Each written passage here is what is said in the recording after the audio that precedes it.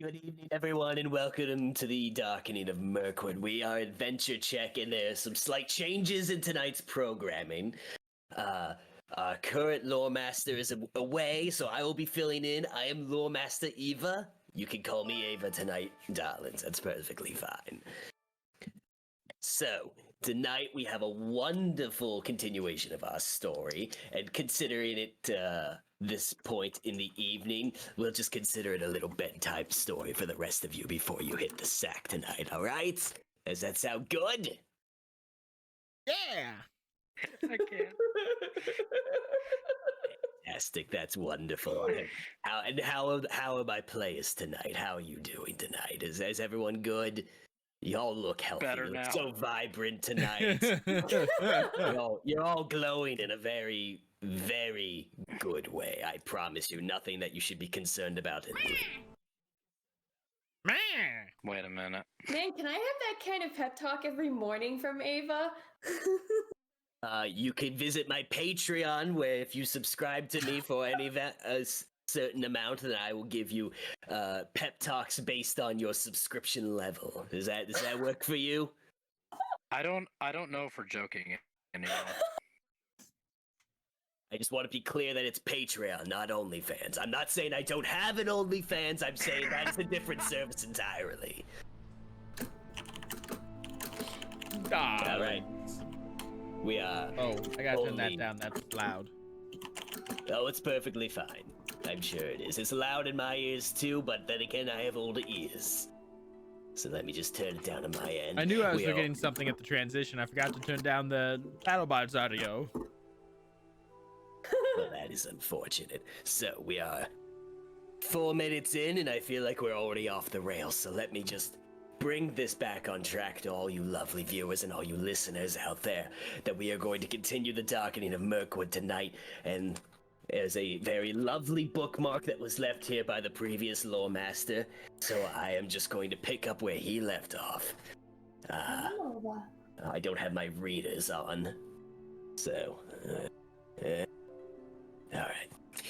So it looks like last time our heroes were in this village of Sunstead on the east bight of Mirkwood. They delivered a helm that was commissioned at the behest of Ceawin the Generous, and from what I hear, he's very generous. Really, really deserving of that title. At least unless, of course, he gave himself that title, then that's not very generous at all. That kind of defeats the purpose, but I digress. They delivered the helm to Sunstead and to Ceawin himself. They were welcomed with warm, open arms despite a very early winter setting in. And they encountered a very mysterious hooded fellow who sent one of their companions home. Some authority he has, if you ask me. Now, they eventually conversed with this hooded fellow several times and eventually found out that he was a Dunedain from the west known as Mathan. I'm sure that's not important at all. Totally not important at all. They found that Mathan That was guy. here. Mathan was in Sunstead at the request of Mogdrid, the Lord of Tyrant's Hill, whom the Fellowship had encountered earlier this year, and got some sort of creepy vibes. Who wrote that? And they believed that Ceawin, or at least Sunstead, were in some sort of imminent danger. Mathan is here to fulfill some sort of oath that he swore to Mogdrid. And at this point in time, no one sees any cause for alarm. So we're going to pick up right where we left off. The three of you just wrapped up your conversation with Mathan. The evening is starting to progress as the sun is setting in this early winter in Sunstead. What would we like to do? Well, Calanhir has a date. Oh, that's right. If I know Calanhir, he always has a date. He always has a date. So, Carry if I remember correctly, we left off. We were more or less in the corner booth at the tavern. Yes. And Calanhir's just gonna stretch. He's gonna say, "Well, we've got some time to kill. The ritual is who knows when, in a day or two, and I have a very important date to get to. Brunhild is waiting." That's right. We decided to wait till after the ceremony to travel north. Yes, just to make sure everything goes off without a hitch. We do know there is that group of bandits to the north, who are being pesky. So, dealing with them would be helpful. But I do not believe that is necessarily pressing right this very moment. I believe our presence is more warranted closer to Ceawin. Yeah, I feel like things are gonna get real here. Yes, so we'll wait for the ceremony, and then we'll try to travel and see if we need to confront some ghosts or whatever. And then I think after that we were going to confirm what to do about what Mathan said. I still like the idea of telling Nayla what's up and have her come as like a failsafe of sorts. I once again just want to point out that is going to be a multi-week journey. Oh, I understand that. Yeah. Because that's all the way on the other side of Mirkwood on the Misty Mountains. So yeah. By the time we went there and came back, the ritual and whatever might be happening as a result of it would be over. Right, that's why, so I'm thinking like that would be kind of like a not last resort, but like a do that last unless like something more drastic becomes higher priority. Yes, like, we'll keep that in mind. Yeah. But like I said, Brunhild's calling and I have a date tonight. So if you'll excuse me, and Calanhir will get up and stride away from the table. Vali just kind of like follows him as he's walking out with a look on his face. Just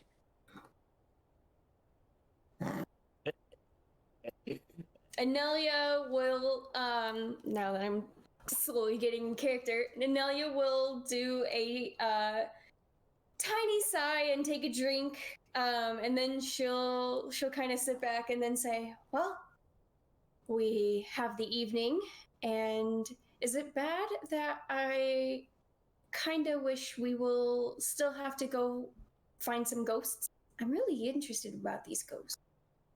I'd rather find the ghosts and deal with all the political drama going around here. Yes, I'm not one for politics myself. I'm more of the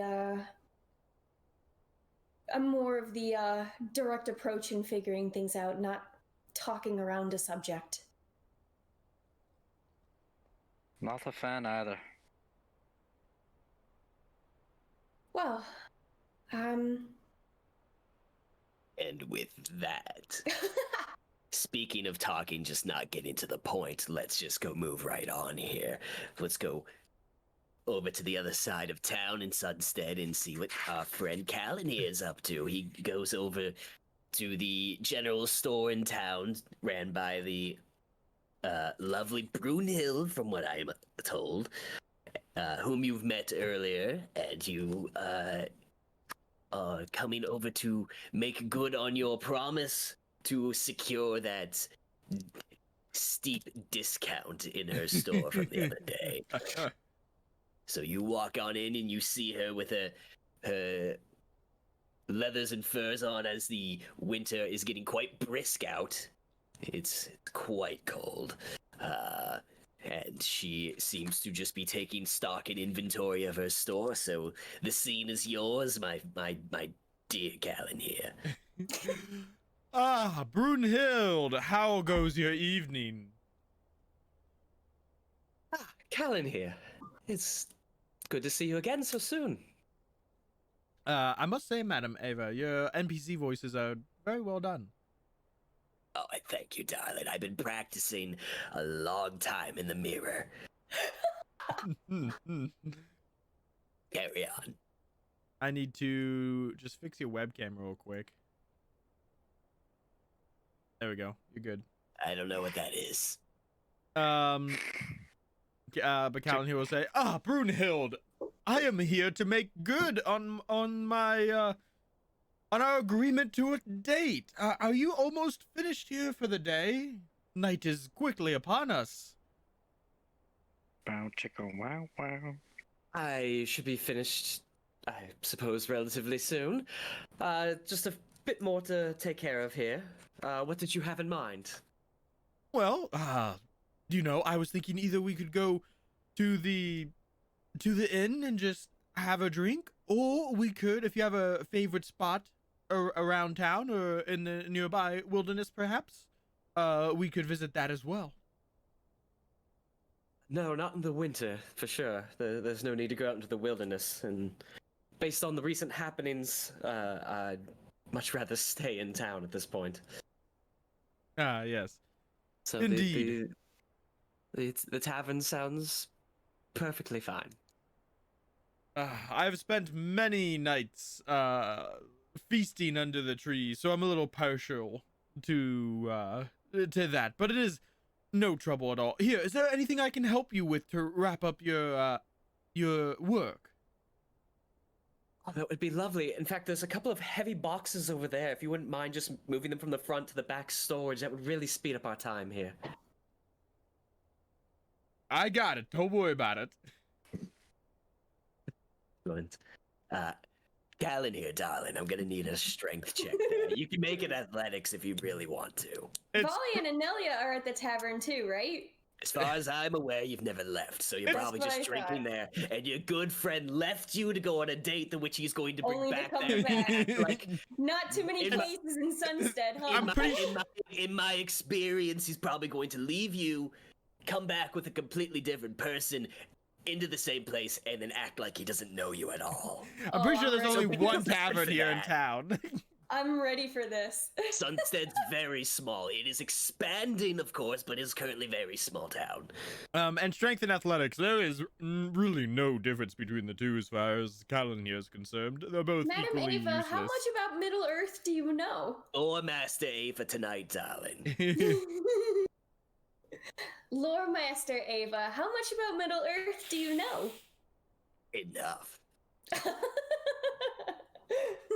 That's a 4 for Calanhir. You're really struggling with these boxes. You can't seem to lift them. They're really heavy. Calanhir is smart though. All right. We'll see about that. You struck a deal with me last time you were in Dale, so carry on. Yeah. Let's see how this goes. Calanhir is going to quickly. Oh, that's a hydrate. Oh, I don't have anything. My Well, jug's over maybe there. you should get working on it, dear. Brian's drinking for me. Oh yeah, when you do it is fine. When I offer for Brian, I'm going to. Yeah, I'm smart. I'm gonna go outside, outside the shop, and I'm just gonna look for some strapping passers-by, some strapping woodmen who might be out and about. Right. So you walk outside and there's several people bundled up in for the winter. Their hoods are up, thick furs. It's hard to tell if they're stronger than you, though based on the average, they probably are. So there's probably about 3 or 4 walk around. Who do you grab? Closest one by you? I'm going to grab the closest 2. Closest 2. All right. You grab both of them and you bring them over. Do you actually grab them? Because that might be a bit forward. No, I don't actually That's grab them. heroic. I let me describe it. I walk up to them and I say, people of Sunstead, would you care to hear me out on a business proposition? The one comes over. Both of them come over that you're trying to speak to an extent. The one sort has his hood up, like just resting on top of his head. Very, very worn-looking face, middle-aged male, and a salt and pepper sort of beard going on there. And he looks a little interested. The other one has about a half face mask right here above his nose, and you can't really make out his features too much. But as you go to speak, he pulls it down, and you immediately recognize him. And Mathan says, "Oh, for the love of God." Listen, before you say anything else, this is a once in a month opportunity. It's a very simple task that I need done, and I am willing to compensate you generously for doing so. Just what do you need us to do? I need some boxes moved in Brunhilde's shop. I am willing to pay both of you 5 silver apiece. Persuasion check. And 14. And I think I was gonna need Mathan's character sheet tonight. 14, you say?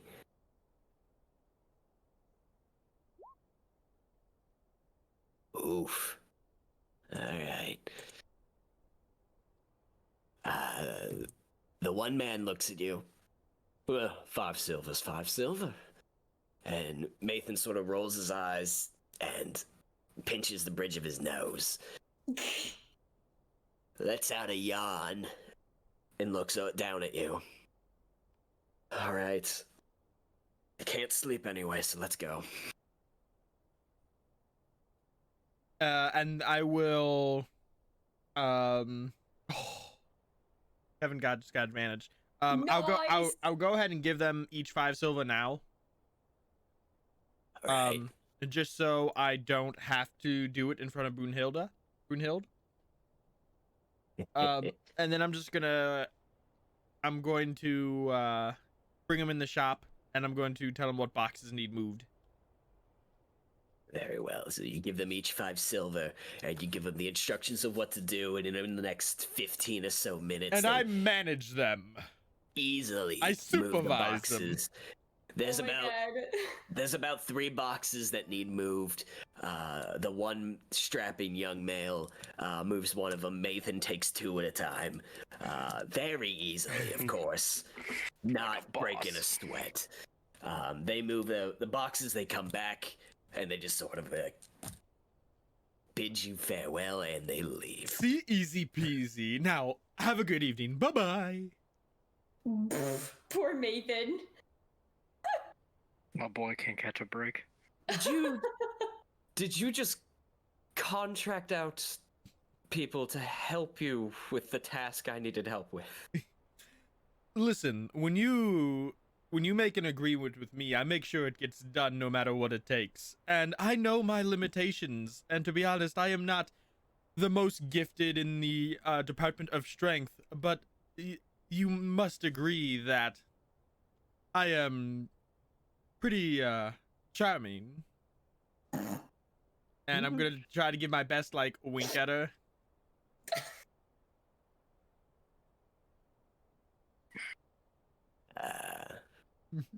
Well, you've got charisma, I'll give you that. Well, we're about done here, so let's just head on over, shall we? Yes, let's. All right, the 2 of you head over from the shop back over to the tavern. Enelya and Vali, you see your companion come in with a wood woman. Look, I'm from Dale. Yeah, I understand you've met her. I'm just telling you what okay. you initially see. And then now I'm trying to work out the semantics of what I actually call her. Is she a woodman woman or a wood woman? I'm from Dale. I don't know these things. Regardless, you see Calanhir come in with Brunhild. And I'm gonna take him as far away from those two as possible. Hey, Vali, look over there. Came back. I'm gonna look, and I'm gonna look back at Enelya. Enelya, I got a question for you. Can elves get syphilis? Oh my Because he is damn close. Oh my gosh. I can answer that question, but I won't because that would break the fourth wall.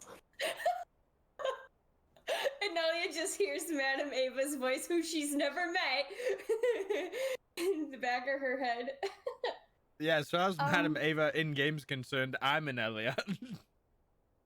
This is true. Well, Oh no, Paul, why? you just got different disadvantage. Well, Vali, I suppose in that regard, I don't see why it's not possible. Just curious. I mean, I know we elves are immortal to an extent, but we're not invulnerable. Good to know. Speaking of, though, maybe for our entertainment, we can maybe mess from afar. Oh, I got the plan. Oh, do you? Do tell. Did it once in a tavern in Mountain Hall. Watch this. Barkeep. Aye. I'm gonna walk up to him just so for whatever reason those two can't really hear me. Come, order drinks from there and say it's from that girl over there at our table. I'm gonna point at Enelya, just kind of like a little thumbs back to Enelya, and be like, tell that gentleman over there, and I'm gonna point towards Calanhir. I'm gonna point him over there and say this round of drinks is from that lady over there. So you will not. It'll just be the cost of the 2 copper. 2 copper, and then I'll take an ale as well. Oh, make it 4 copper then. Very good. I'm gonna just throw down a silver. Thank you kindly. And then Okay. I'm gonna do like a pass by to Indelia, and I'm gonna be like, watch and learn. Should I take notes? I probably wouldn't. Oh, Calanhir, you find a table as far away as you can, as possible. This is a fairly small tavern. Yeah. But you do get on the other side. You sit your date down. What would you like to do? I will, I must admit I'm new around town. I don't know the full selection of, your tavern here, but feel free to get, whatever you want, and I'll, of course, cover the cost of it. That is very kind of you. Oh, you worked hard. You deserve to take it easy tonight. Well, that is true. So I'll just go up and order. Is there anything you would like? I could just go for some ale right now, to be truthful. And she gets up and heads over to the barkeep for a few moments. You see her talk back and forth. He slides a like a tray over to her, and she seems to get a little bit more in-depth in conversation. She's looking around the room. She looks back over towards you and Enelya, Vali. Looks back at the barkeep. Lets out this big heavy sigh, starts walking back over with the tray, comes up behind you, Calanhir, takes out one of the ales, pours it over your head. Whoa. Not even a chance to say anything. Vali, what's happening? What did you do? Calanhir's gonna test that silver tongue of his. Oh, Really? Oh, Really? And I how just many in this town are you talking with? Oh, and Whoa. I just wanted to throw things at him. No, don't. Call that the ultimate thrown at him. I apologize, Brunhild. I am not in talks with them. I traveled here with them, and I should have known they would have tried something like this. They're my allies. They helped me get the helm here, and they're just my acquaintances. How about this? How about we go somewhere else? And I'll give you the night you truly deserve. So you want to leave the area where you believe, where another individual that you've been speaking to romantically, buying you drinks, is not here? You just want to Can I- escape the situation? Is that what you're trying to do? Can I I mean- hear what she's saying? Is her voice risen? Oh, she's yelling at this point. Oh, did you say we were romantic, Vali? What is going on? If you I want, might have told. why don't we go over there? I might have bought drinks in your name for them. Why don't we go over there and meet them, and and we can I mean, you've met them already. I was with them when we were buying rations and winter clothes. I feel like such a jump of accusations that she made, though. What if I just was friendly and bought them drinks for their nice date? I'm confused, but I'm enjoying this. Calanhir, darling, give me a persuasion check at disadvantage, please. Yeah, come on. I got plus 10. Fuck. Well, she looks at you and sort of sticks her one hip out and places her hand on it because she's like that.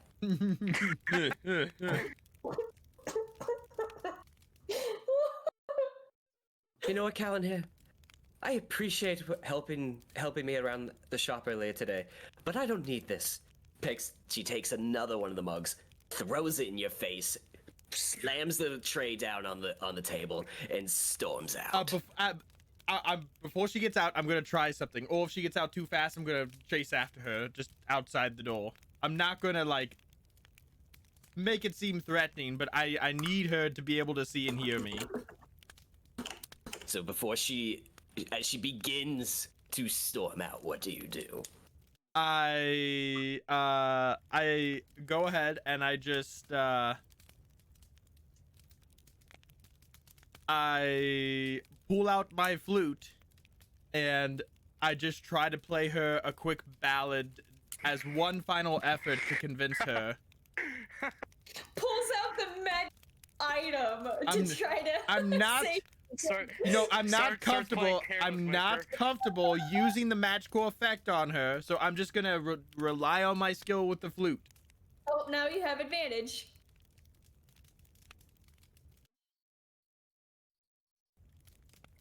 This went further south than I thought. I know, that was- Questions. That was I a would've giant thought it would be escalation. Yeah, so it's like, I have 2 advantage. Oh wow, we're in uncharted territory here. Volley's just kind of like looking like wide-eyed at this. He's like, "Oh, that went." So this okay." was gonna be originally a disadvantage, and then Paul here gave you advantage, so it was gonna be a straight roll. And now you have advantage from PJ, so that's just gonna be advantage. So lucky you, Mr. Romeo. I'm just gonna try to compose a ballad for her just right on the spot. All Vali, right. was the And played on point my to flute. have ale be poured on him? What check is this gonna be? A flute Well, check? what are you trying to accomplish? Are you trying to get her to stop and come back? Yes, that is my goal. Persuasion check, please. Even I mean that still works. It's actually better than a performance check. 24. 24. Seal kiss from Rose. She stops for a moment, hearing the lovely tune that is coming from your flute. Shut up, all of you perverts. Turns around. He just got. She turns around and looks at you. what would you do?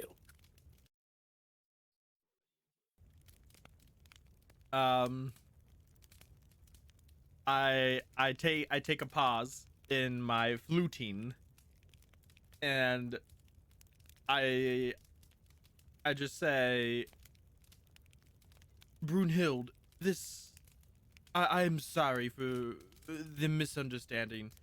All I wanted was just a lovely night with a beautiful woman. And I would hate for you to have to go home. Would you give me one more chance?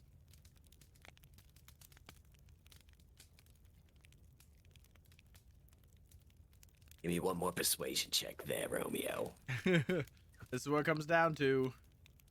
18. Not as high as I'd like, but high-ish. 18. 8. Nope, I'm not gonna. Nope. Yeah, don't go. I like where this is going. She lets out a sigh and looks over at you. Listen, Calanhir, you're quite charming, and you're cute. But if this is a reoccurring thing, I'm not too interested. Thanks, but I will see myself home tonight. Very well. I wish you the best, Brunhild. It was my pleasure meeting you. You as well. She walks out. Is there No, so how that's how what many I how many ales? Was it only the 2 ales that were on the tray? There were 3. So there's Wait, what were the one 3? left. Yeah, there's 1 left, right? So she walked up to place her order and yours. She made that order, and then there was an additional one that you don't know, but Vali had ordered in place. So that's why there were 3. She dumped 1 on your head, threw 1 in your face, and there's 1 left. Oh, I thought that I took that one. That's why I was like. No, wait, you went back with your own. So Brunhilde made an order for 2. You placed an order for yourself and for 1 to go to him. Got it. There's a lot of math here. We're Yeah, trying yeah. to do less math in our campaigns. It's really broken the brains of There's some 1 people. left. I'm gonna take There's 1 left. take that 1, and I'm gonna go to the bartender. I'm gonna go to the barkeep, and I'm gonna say,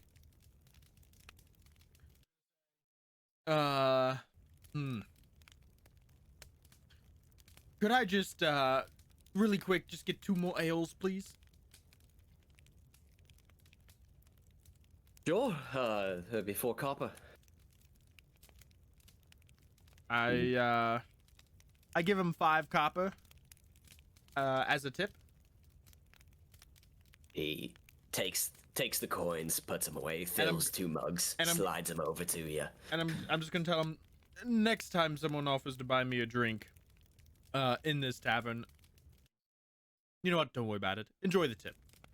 And he takes the 3 drinks, and he returns to the table where his allies are sitting, Oh boy. and he just goes, Yeah. you really got me there. I must admit, I am usually the one pulling the pranks, not getting pranked upon. Volley just kind of looks like, I didn't think it would go that far south, but Does okay. he seem pissed off? Give me an insight check. Do you want a deception check from me? I wasn't you. Or a persuasion check or a performance check? What? Yeah. Let me just look at your character sheets here. Can you do a whisper roll, please? So you just don't. They don't know what you're actually doing. 20 from Enelya. Actually, oh, there we go. Okay.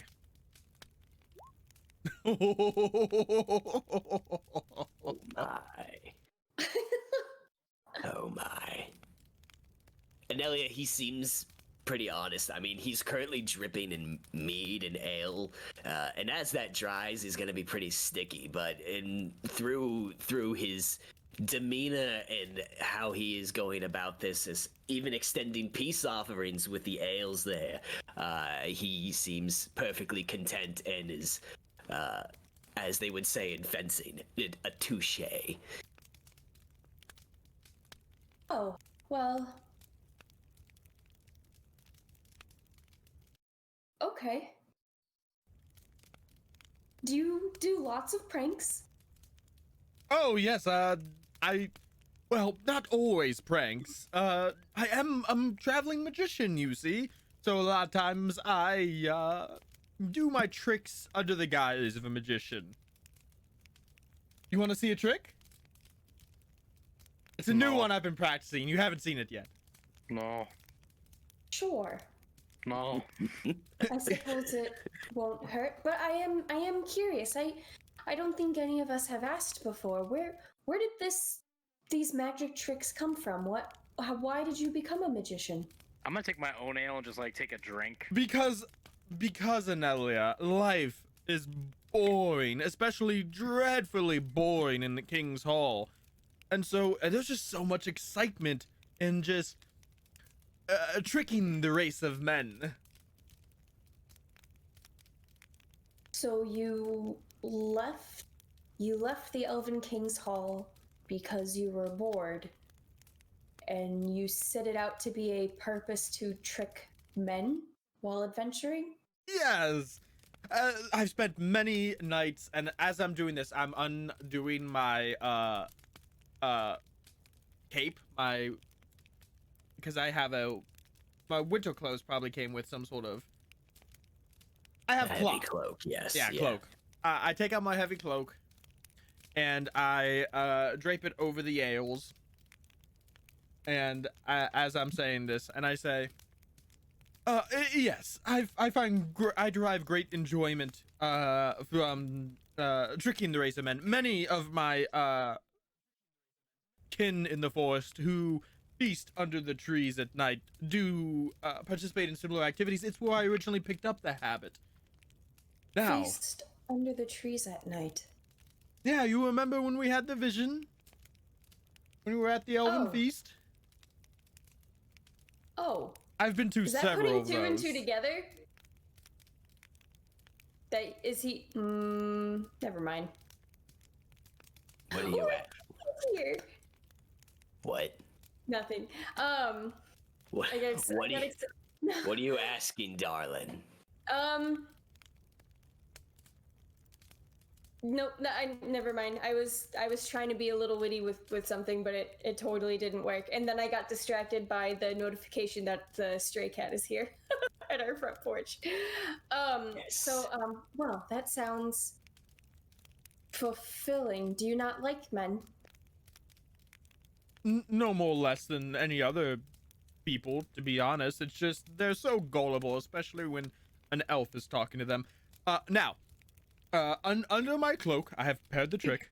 There are 3 mugs full of ale. Now, when I pull this cloak away, oh, look at that kitty. Yes, it's our That's little why I said kitty. Yeah. He's starting to come every few Regularly. hours to eat. Yes. Now, when I So- pull this cloak away, you will not believe your eyes as I make the ale disappear. Oh. I Sleight feel of like this hand is check. So what I'm actually gonna do, and this isn't gonna be. This is. I don't think this is gonna be a sleight of hand check. You might still rule that after I explain what I want to do. But I'm just going to, pull the cloak off the ales, and as I do, I'm gonna grab 2 of them and just splash it in both their faces, dump it on both of their heads. Now that's simple enough because by the time they see it coming, it'd be too late. So as you fling the cloak off and you grab the 2 ales and you throw it right in their faces, the both of you get splashed with the golden amber foam and liquid coming through. you smell the fermentation and the carbonation, and it's, well, it smells like ale, but it's not meant to be on your face. So And- Volley's just gonna sit there going, And then I show him the empty cups, and I see, the ale has vanished. Well, Valia, I believe that was Asco. deserved. to Asco, very good. Now, And I am going to go for a brisk walk and wash off these 2 cups of ale, and I will see the both of you in the morning. Very good. We'll see you then. Right before you make your exit, the door opens up and Ceawin actually enters. Ah, And all 3 of My us are just dripping with ale. my friends. Hello, Lord Ceawin. We know how to party.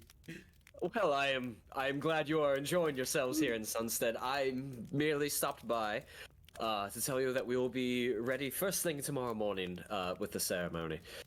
So if you could swing by the Longhouse at the first light tomorrow, we will finalize the little details and we will set out, if that is all right with you.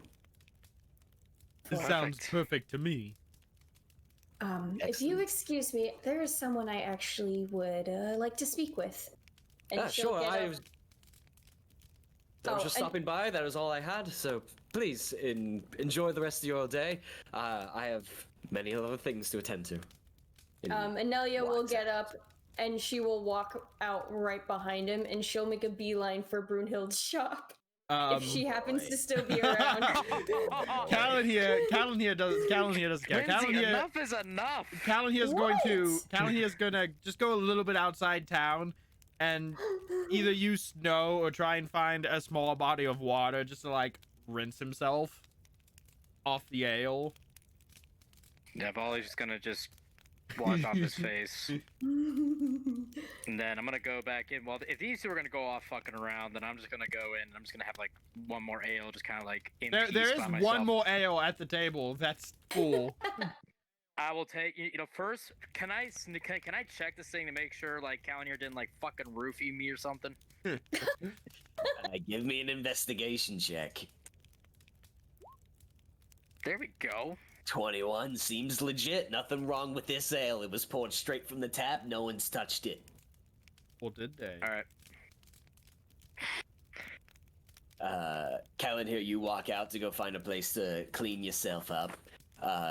Enelya, you walk over to Brunhild's shop where you bought your supplies and traveling gear the other day. You do see her inside. Okay, I'm gonna walk in and approach her. Hi. Again. Hello.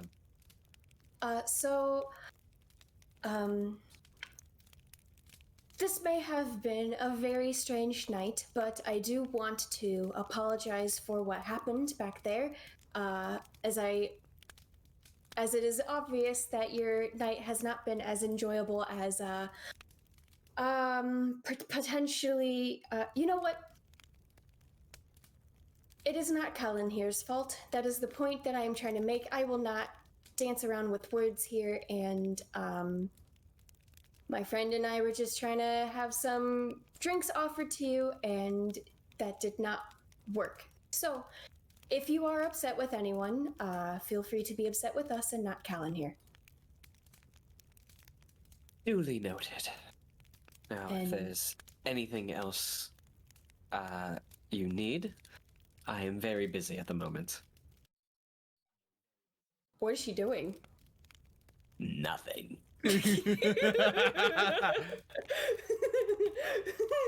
Not a damn thing.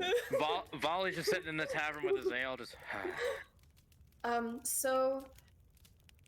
Well, that is all. Thank you again for your assistance earlier. Enjoy the water lily still, and if you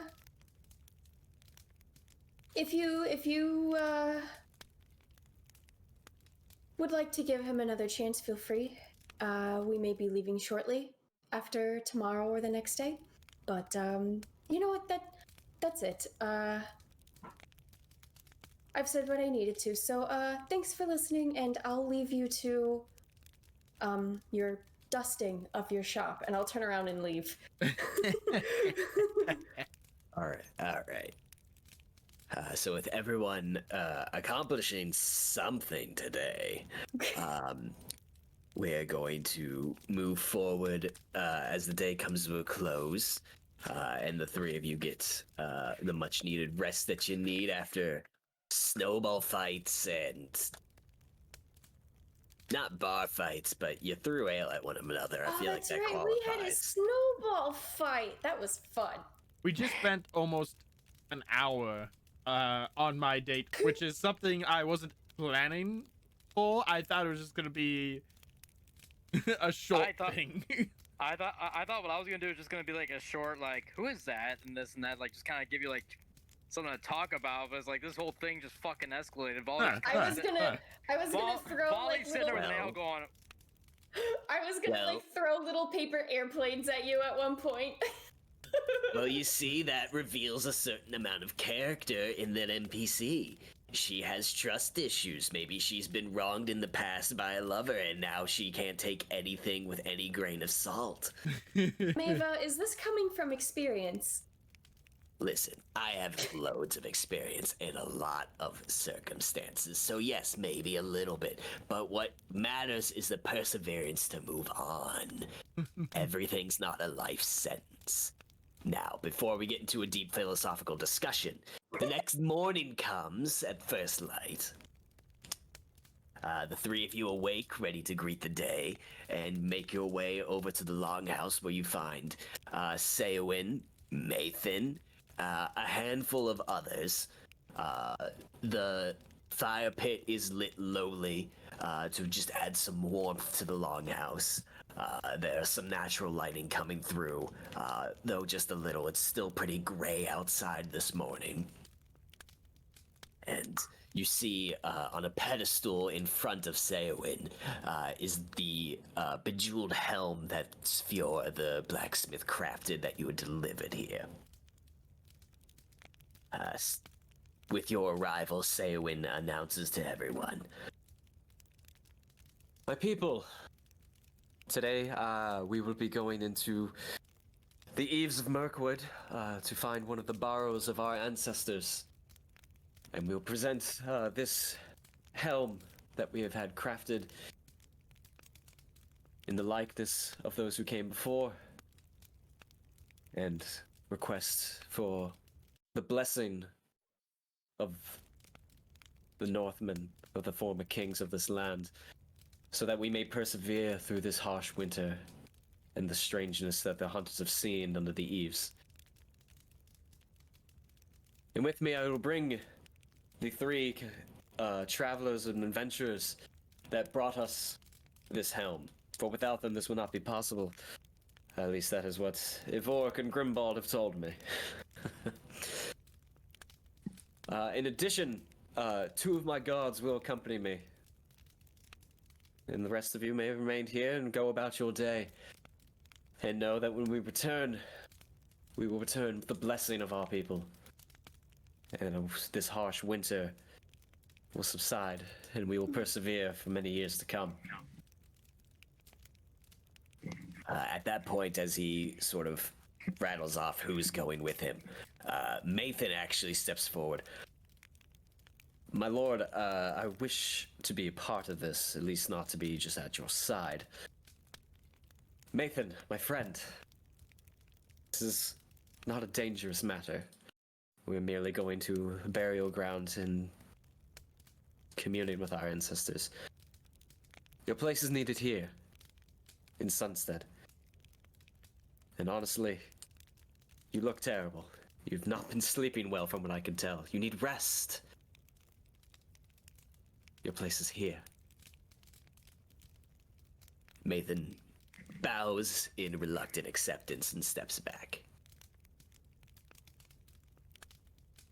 So, my good people. Well, I do apologize for the shortcomings that we've had in this past year or so. Know that the worst is behind us. We will set out momentarily. return to your business. Most of the people disperse. A couple of Ceawin's guards stay behind. Mathan stays behind as well, though he does not seem intent to be leaving with you. Is there anything the three of you wish to do prior to departure? I don't think so.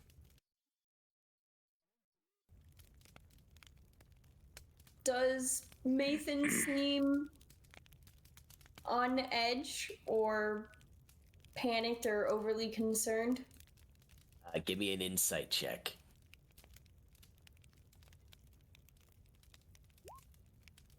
Oh, pretty decent.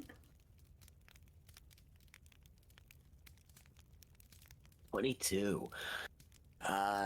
You see that it's not overly concerned on his face. It is appearing to a point of some semblance of exhaustion. He does look like he hasn't slept in a while. Some dark circles are coming just beneath the eyes. But he does feel like it is his duty to be next to Ceawin at this point in time. And based on the conversations that you had with him the other day, that sort of aligns with his goals right now. Okay.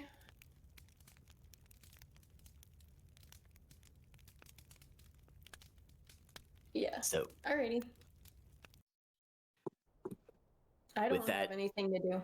all right. Yeah, With that, Ceawin gathers his guards and walks over to the three of you.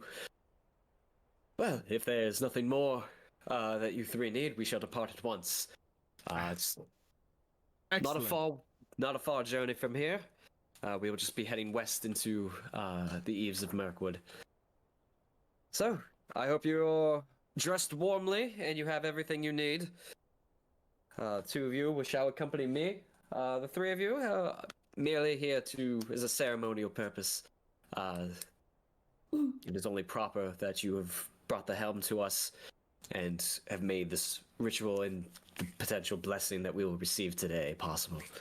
So I thank you greatly, and it'll be a great honor that you three are among us. So with that, we set off. Onward! All right. The company of woodmen and the three of you set out into the brisk cold day, with the wind sort of stinging your face as the snow falls, and the wind whistling through the tree lines. You make your way couple of probably 200 or so feet from town into the actual tree line of Mirkwood. And you move about, heading deeper into the forest. And before we move any further, this is where we're going to take our 5-minute break. So don't go anywhere. We'll be right back. And more importantly, I'll be right back. So stay tuned and we will continue this little adventure.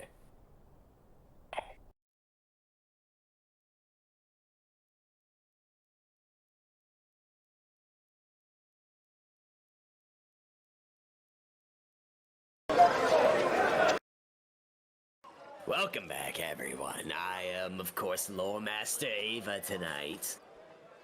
From what I'm told, I'm here because you succeeded in some challenge. I don't know. I get paid either way. But it is with my deepest thanks that you are all here, and I hope you are enjoying this story that I am spinning for you tonight with what little preparation the Lore Master before me gave me. So hard to find good help these days, I tell ya. Anyway, I have some announcements to get through before we continue tonight. First off, we will be live Hydrate or tomorrow. dihydrate. Oh, I'll hydrate, alright. You see this mug of ale right here? This is real horn.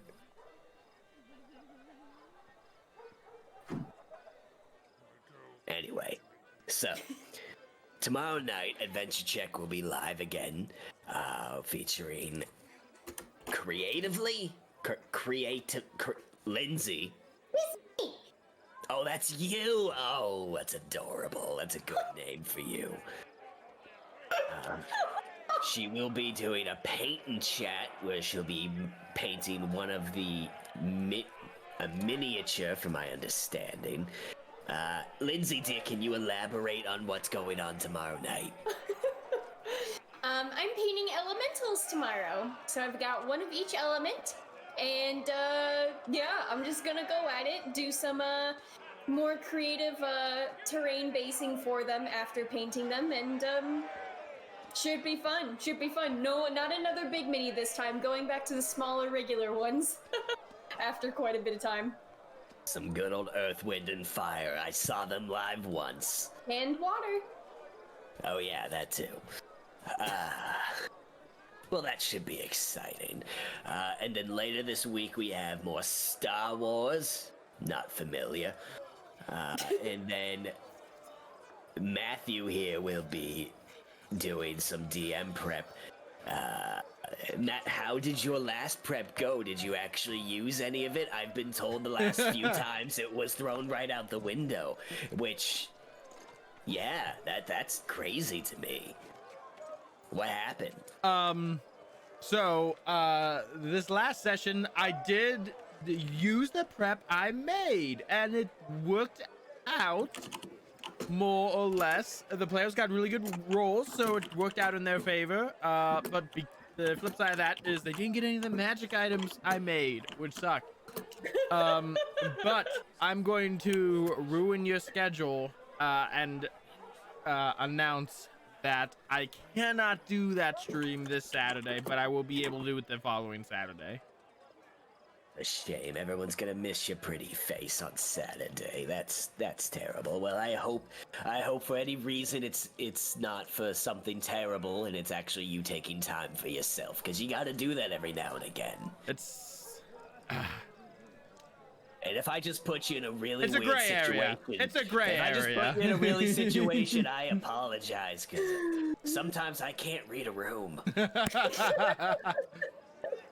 But no, I will be back the following Saturday with different positions. with a big update, as there will be 2 sessions to cover, and Will be fun. it'll be fun. That will be fun. Fight breaking out? Listen, this is live audio of the Entwives Grove. This happens all the time. Just, it's fine. It'll sort itself out. If See, I they think want I to, fucked up because Lindsay said that and I got really excited. I was like, what? if they want to continue being here, then they will sort it themselves out. Well, that is exciting. I will also say that we are apparently at 95 followers. We're 5 away from 100. What a great milestone. What a great milestone.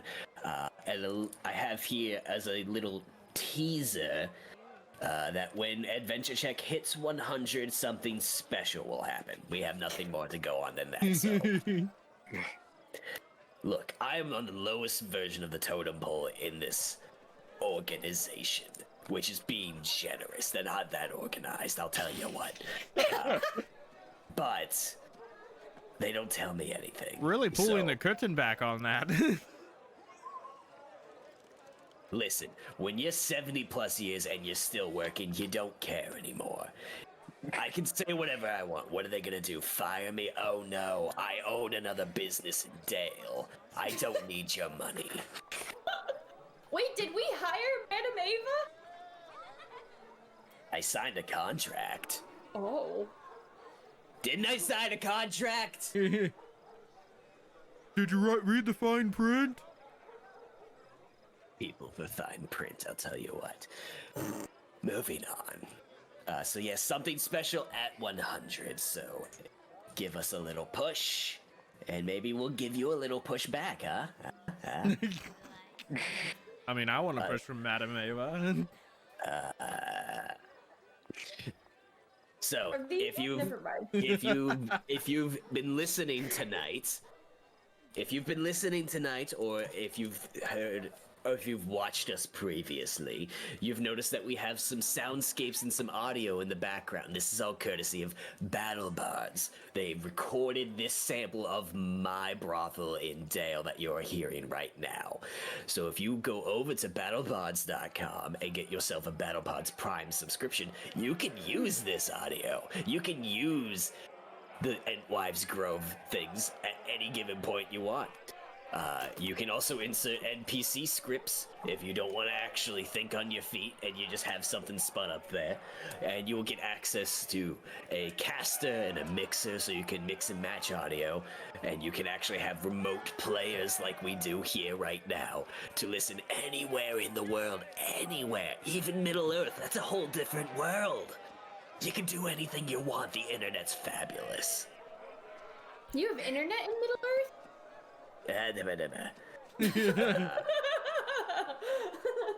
A BattleBot subscription will also give you 20% discount on all in-store purchases. So what are you waiting for? Bring that next level of immersion to your dungeon, whether it be a tabletop or an actual dungeon. I don't judge. You can use it for whatever you want. So, if you go over to battlebots.com, use the coupon code ADVENTURE so you get a little extra from us. And that's because we love you. But we want this to be mutual. If we love you, we want you to love us back. Otherwise, we're going to be priding for your attention all the time, and we're going to be very clingy. You're not going to like that. I promise you. It doesn't work. So, I believe that's all I have. That's all that was written here. So if something's missing, the other person forgot and they didn't get it to me. Are we good? Is that everything? There's one more thing, but wait, there's more. Oh, there's more. What is it, Matt? Do not forget that on March 13th, we are having a Discord stream of drunk finger painting. Well, that's right. Everyone who is involved already has their minis. Make sure you have your paint ready. And just because you are not drunk finger painting with us does not mean you can't be in the Discord when we're doing that. You can be with us. You can be drunk. It'll be a good time. Oh, you don't have to be drunk. Don't feel peer pressured. It's going to be a good time. It's going to be a messy time. Hope to see you there. You get your paints and your fingies ready and they're going to be busy. I feel like I need Matt in charge of marketing whenever I open my own school somewhere.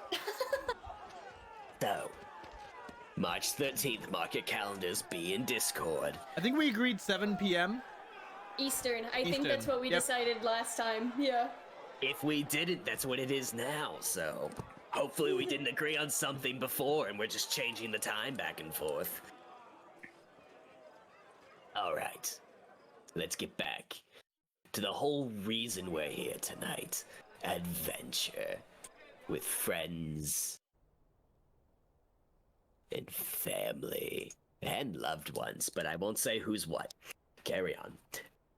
Alright, so as I change up from the brothel sounds to a winter forest, because that's where we are. And that's what you can use. See, BattleBots is great. So the three of you set out from Sunstead with Ceawin and his two guards. You begin marching westward into Mirkwood as the brisk cold air seems to be cutting through. Excuse me.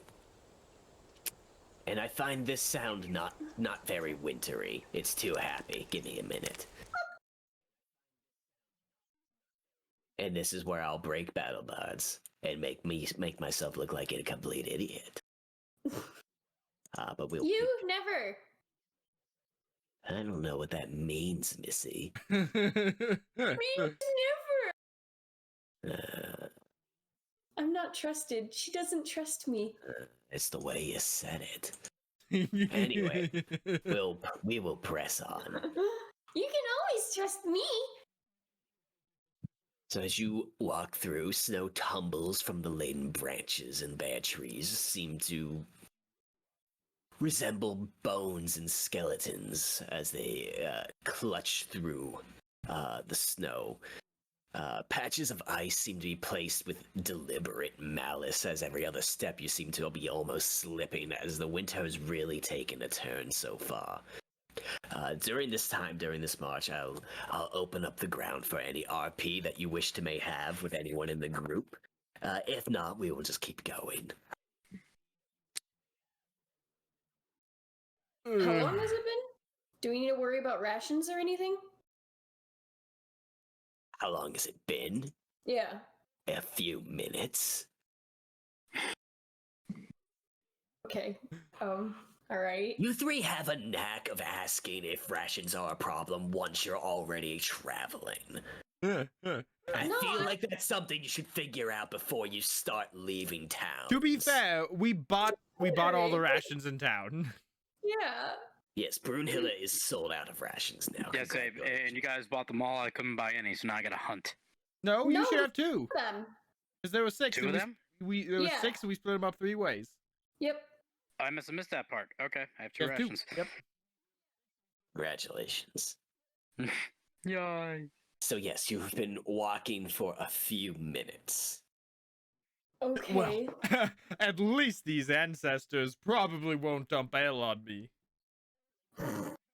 Oh, I can guarantee that, for if they did, we'd have other questions now, wouldn't we? Yes, I'm sure we would. That was quite a crazy party last night. I'll take your word for it. Do you expect any trouble? Well, I know you don't expect any trouble, Ceawin. No, I don't expect much of anything. There's just a few ancestral burrows out here that we will find. First one we come across should do nicely. We'll have to find it through the snow, of course.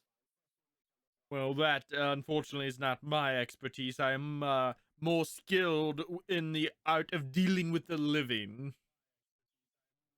It's perfectly all right. I should be able to figure it out. And now just fall in line, just follow at that point. I'd like to keep an eye out amidst the wilderness, get kind of taken what the atmosphere feels like, and like if there's seems to be any wildlife nearby, or if there are fresh tracks near us or on the way there, whether they're animal or human. Go ahead and give me a perception check Key. as I try to figure some other shit out over here. Is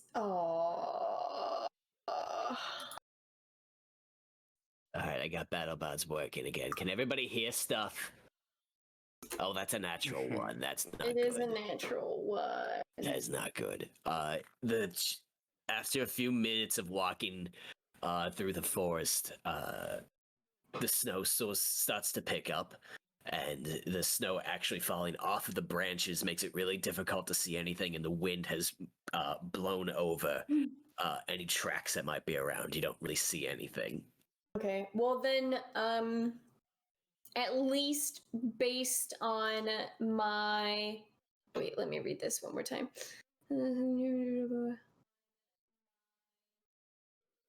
With my weather lore feature, am I able to anticipate if it's going to get worse as we continue heading out? The weather, I mean? Remind me how that works again. Is it per adventuring phase, or is it per long rest? You've used it once already, I know that much. It doesn't say per anything. It's just kind of there, but obviously at your discretion. So it should be in chat to read. And that's part of your class or Background. background? Background.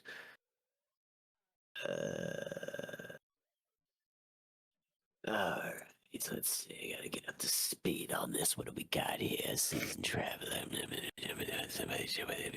Oh yeah, well that's useful. Yeah.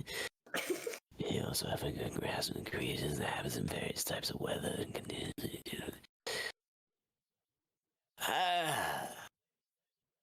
It doesn't feel like it's gonna get any worse. It's probably going to hold steady. Okay. this is probably the worst of it. That being said, it's a pretty decent snowstorm. Right. Okay. Well then, yeah, I'm gonna just attempt to keep my eyes out. All right. Is that all everyone's doing? Just enjoying the silent company, walking under the trees in the snow. Pretty much. Yeah. All right. Awkward silence for the trip. That's great. It's not after some 30 minutes of travel. You come to a clearing in the forest that seems to be dotted with small hills, seeming like just appearing to be bumps in the snow. You come to one that has a giant oak tree sitting on top of it. Ceawin walks up and he sort of sweeps away some snow on this mound and reveals a bushel of Evermind Flowers, which is like a white flower. He brushes it away. These flowers mark the burial grounds of our ancestors. They used to be used thousands of years ago for the graves of the kings. And do they not just propagate on their own? Like, what if a bird comes down and snacks on it and carries it off and plants it somewhere else? Will it get confusing? Does it not naturally grow here? I'm genuinely curious. No, you can find it naturally, of course. Nothing prevents it from growing, though we specifically use these in burial mounds such as this to mark their locations. So if you And find one on any particular hillside, there's a good chance it's a burrow. with that, Calanhir gets a bad idea.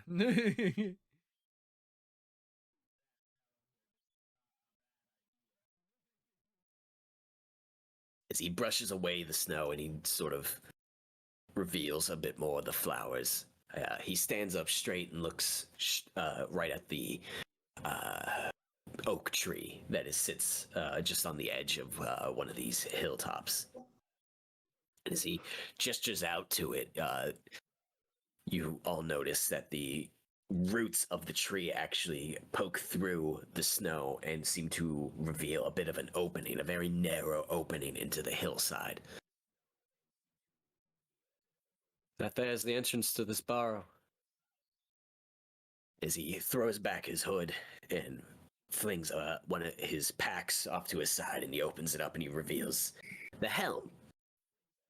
He turns around to everybody. I must progress here alone from here. Oh, I will go down. I will go down into the burrow and I will commune with our ancestors and request for their blessing. They will do me a great service for you to stand guard and wait for my return. And he is addressing also his two guards as well. And as he finishes his thoughts, the guards sort of do a shallow bow and stand off to the side with their spears in hand. Would you like us to inspect it first, just to make sure everything is completely safe before you proceed? I assure you, the burial ground of my ancestors is perfectly safe. There's no need for inspections. And if anybody should first step foot inside one of the burial grounds of my people, it should be me. No foreigners, no offense, of course. I understand. are they Point gonna taken. are they gonna come alive and attack us if we break the rules? Now that would be a sight to behold, wouldn't it? It would. You didn't answer my question. Let's just say no one's done it before, so I don't know. I don't rightfully know. I don't think so. But best they are on the side of caution, don't you think?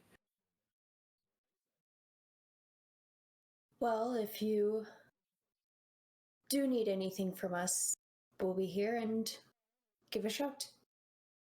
Fantastic. The turns around towards the opening of the barrow, and he actually lights a torch so he can, see. Because as I'm you look legally in, blind. as you look in, there's no light coming from inside this barrow, which you would expect, really. But he lights a torch, and in his right hand he holds it, and in his left he has the helm. He looks back at everyone and sort of does a nod, and he takes a few side steps into the opening, and after a few moments he is enveloped in the darkness coming from the barrow. Ceawin is no longer within your sight. Can I do some sort of like perimeter check to just double check on any fresh tracks that I've been around here? Perception check.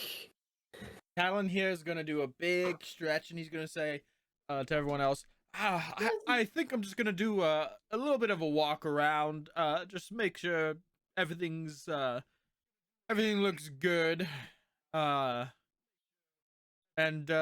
hopefully when I come back, Ceawin will have returned. Okay, And I'm going 17 to is just better. I'm just gonna wink at my companions. I'll just go. I'll kind of like an eyebrow raise. Just go. 17 from Enelya. It is still difficult out here in the snow. There aren't any tracks around from what you can tell. And it seems fairly quiet, other than the whistling of the snow and the stinging of the cold air. Okay. It's cold. Calanhir, Calanhir, darling, you're doing Calanhir's something. he's gonna be bad. He's always bad. So he's gonna Is he pulling another prank? because there's a large tree here, right? Yeah, of course there is, because that's what's on top of the barrow. You're in the forest. There are trees around, but there is one in particular Okay. on top of the barrow that's its roots seem to form the opening. I'm gonna go out a bit to one of the trees, and when I get behind that tree, I'm going to then, once I break a line of sight with everybody, I'm going to try and stealth back to the tree and stealth into the barrow behind Ceawin without being seen. Oh. I know, right? As a player, I'm like, but also I'm like, what if Alright. Inelia's right and something dangerous is in there waiting I got to a bad assassinate him? feeling. Yeah. I'm not gonna lie. Give me a stealth check at disadvantage, please. So then it's just a normal stealth check. Yes. 16. 16. We're as you... able to notice this at all? If we're just standing right there? He technically informed you of what he was doing, although it was very subtle. Okay. He gave you a wink, which, coming from anyone with a high charisma, could mean anything. No, I mean, Never trust a wink. no, I was just curious, like, if we would happen to spot him after he loops around trying to get in, if the rest of us are just standing there, waiting. Well, that's why he makes a stealth check. Okay. Is he getting some of those flowers? He did seem very interested in them. Calanhir, darling, as you leave the group and duck behind a tree, you sort of place some snow on yourself to try and mask your movements to an extent. And at this point, the snow is probably coming up to everyone's shins for the most part. It's pretty deep out here.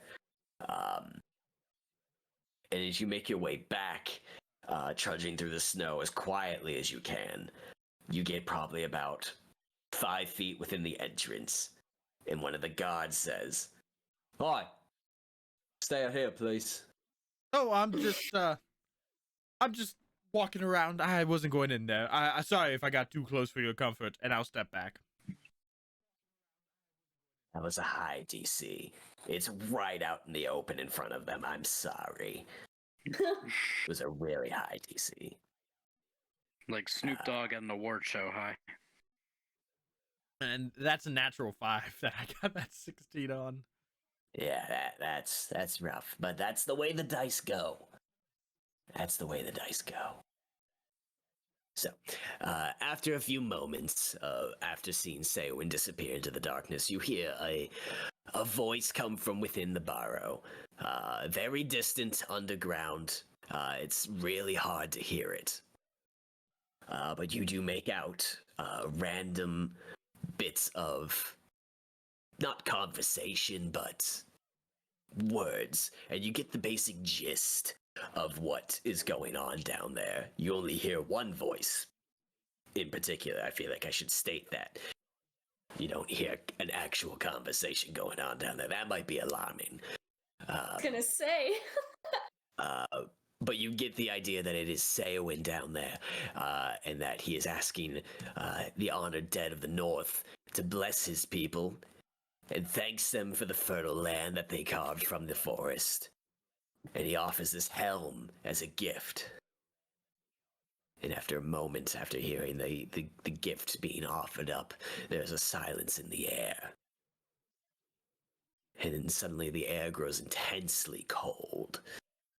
And a sepulchral voice speaks an answer. And you all hear, "Old be hand, and heart and bone, and cold be sleep under stone, never more to wake on stony bed, never till the sun fails and the moon is dead." I need you all to make wisdom saving throws. I was gonna That say, doesn't does go that usually well. happen, guards? Guys, does that usually happen?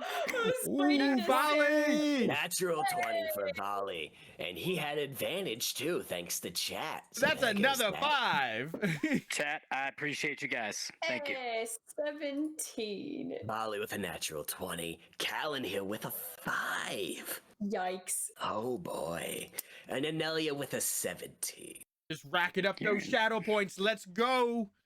Calanhir, as you hear this omnipresent spectral voice in the air, you hear it recite these phrases, and your vision becomes sort of narrowed, sort of like tunnel vision, and it fixates with every word being spoken on the entrance to the barrow. And as it finishes, you find yourself shaking, but not of the cold, shaking from fear, darling. You are now frightened. Well, And as that you yourself sucks. become frightened of this barrow, the rest of you look over towards the guards themselves, who are also hearing this. And as it finishes, they drop their spears and run. They run right back into the forest, heading for Sunstead. I just hope, where the fuck well, you going? You know, Show yourself. I think those guards have the right idea. Let's be real here. Calanhir, we at least need to get Ceawin back. I mean, do we really have to? Enelia's gonna run to the edge of the burrow where the opening is, and she's gonna shout down for Ceawin. I'm gonna draw my sword at this point. Okay, so Enelya, you run to the entrance, you yell down for Ceawin. Vali, you draw your sword. Enelya, you hear no response as your voice echoes, Ceawin, Ceawin, Ceawin, Ceawin. I give it 2 seconds before I run in. Alright, so you start moving in as you start raggling through the branches and the roots, as it is a very tight squeeze into this burrow, probably 3 to 4 feet. You really have to squeeze it. Oh, claustrophobic. Ugh. But you start making your way in. What is everyone else doing? If I see Enelya running in, I'm gonna try and chase in after her. Alright, so we have Enelya, followed by Vali. Calanhir, unfortunately, you are frightened of the barrow itself. Oh, that was gonna be an out of character question if I could even enter, but Calanhir's just like, Yeah. they're going. I can't. Yeah. So I take it I notice Calanhir not following me. He's not following, but you look over at him and he seems genuinely terrified. I'm gonna walk over. Can I kind of like just like smack some sense into him? I don't. You can certainly try. I'm definitely gonna do it. All so right. I'm gonna I'm gonna turn around. I notice he's not following and run up. Calanhir, what's wrong with you, lad?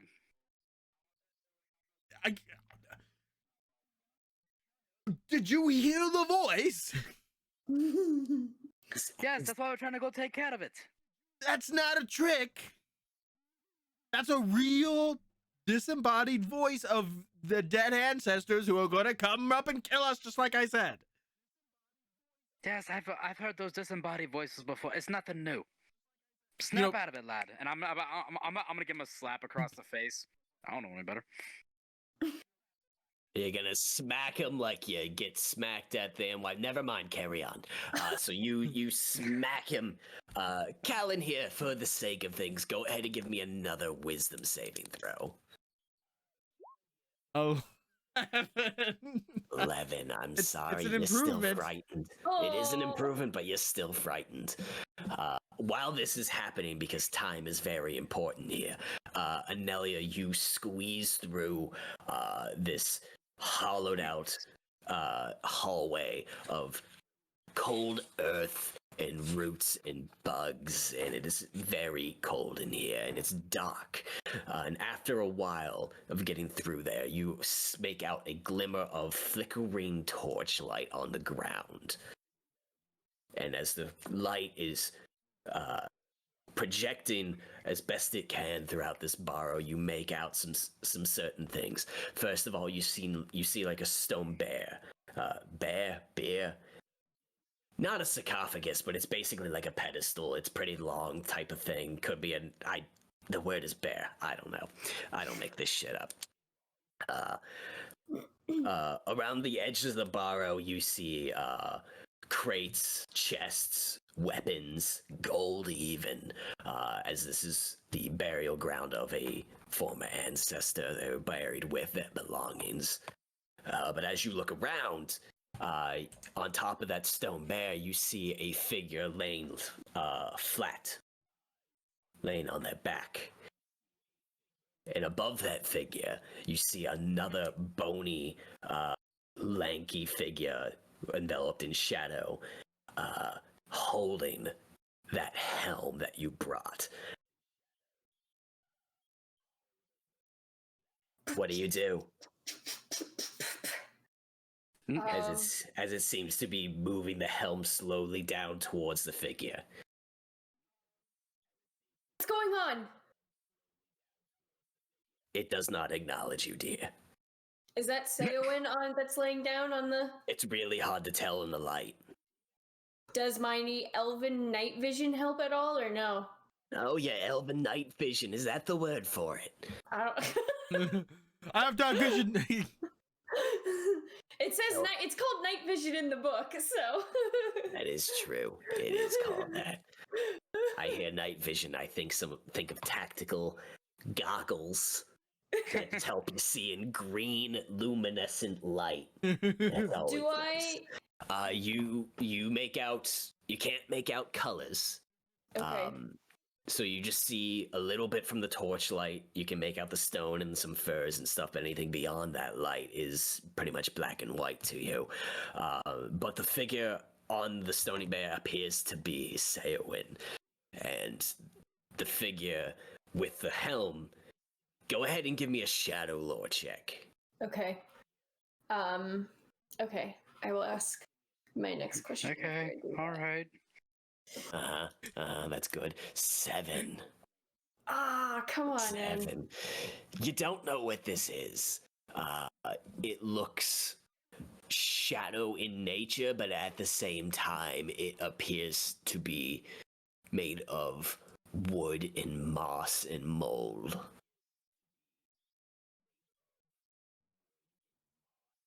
But as you shout out, go ahead.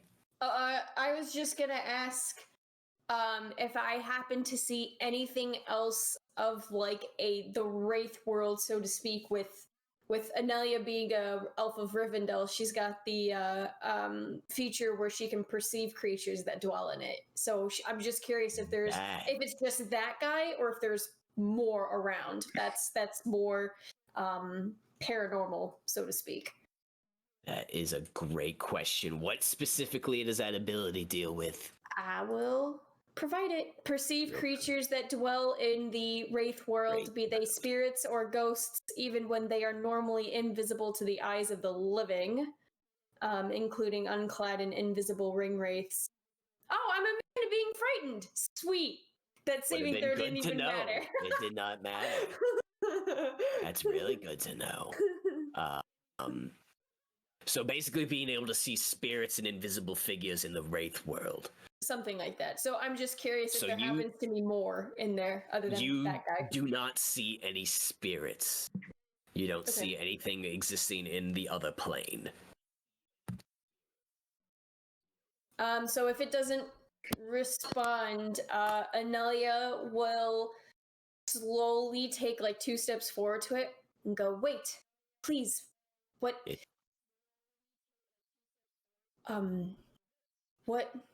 What are you doing? It does not acknowledge you.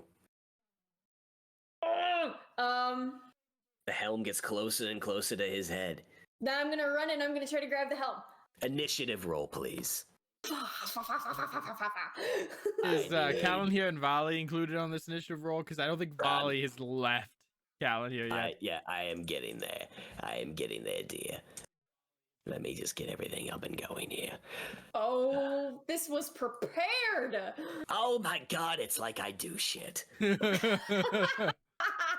Excuse me, Madam Ava. I just would like to point out that the job description for GM is literally making shit up. Oh. It's gotta be adaptable. I assume you want me placed right there? That is currently where you are, yes. Okay. So go ahead, and everybody, you two are out here right where Calanhir is. That's good. That's good. I thought I'd say you two assholes. It's like, all right. Oh shoot! Nope. Oh, don't call yourself that. Don't call yourself that, dear. That's just not right. You should view yourself in the highest esteem that you possibly can. Because if we don't start lifting our own selves up, how can we expect others to do it for us?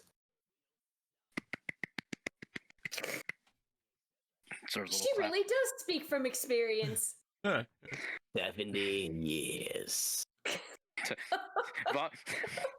Vali just like breaks down in tears. You're right.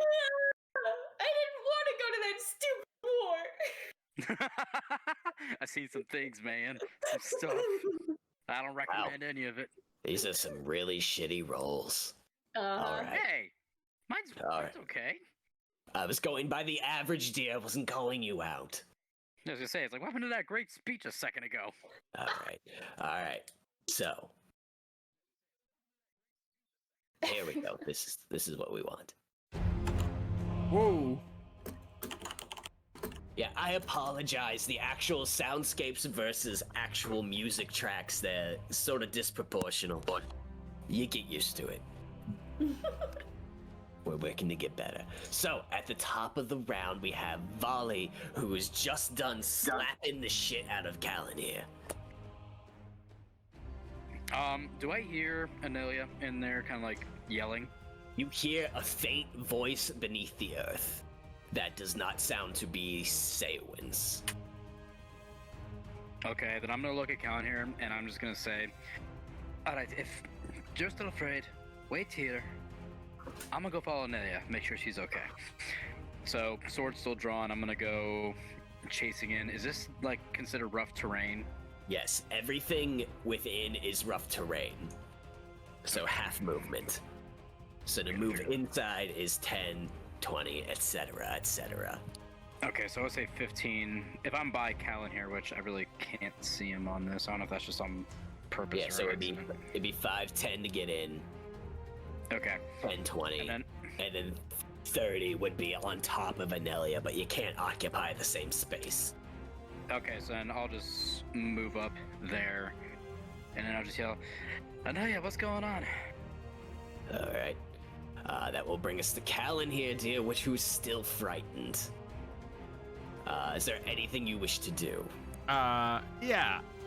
This is gonna look a little weird, but I don't think this gets me any closer to the barrow than I already am.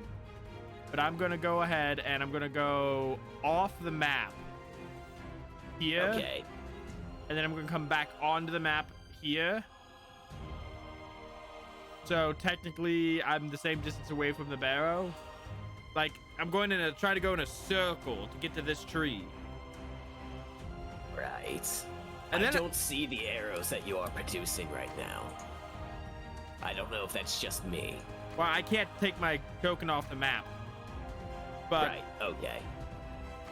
Yes. I'm not. I was like, am I accidentally in here as GM? But I'm going from there to there, but I'm doing a semicircle by going off the bottom of the map, so I maintain the same distance from the barrow. Because I want to get to this tree. And then I'm going to climb the tree because that's technically further away from the barrow. And I'm Alright. scared. That will end your turn. Go ahead and give me a wisdom saving throw.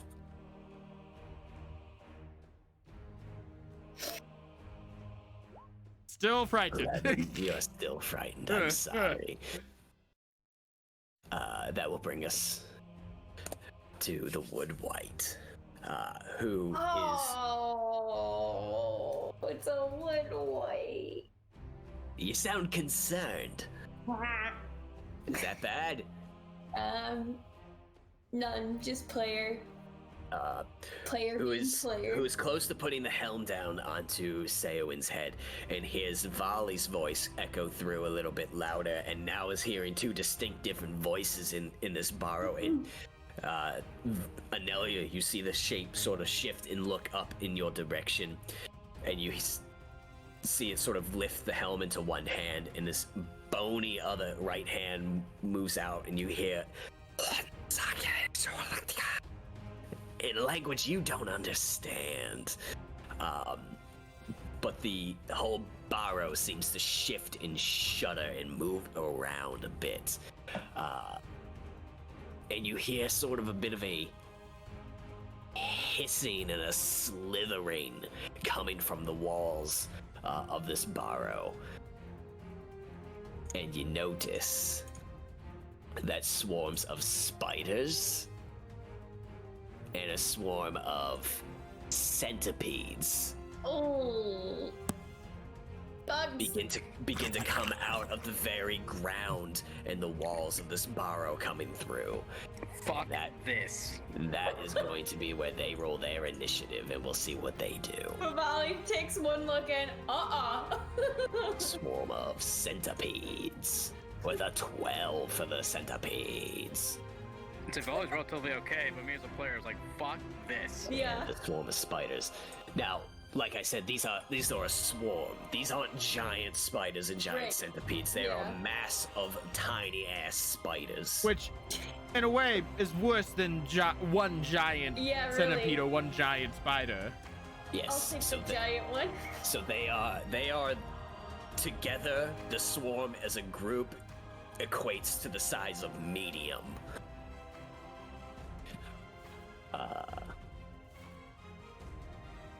So it's going to do that.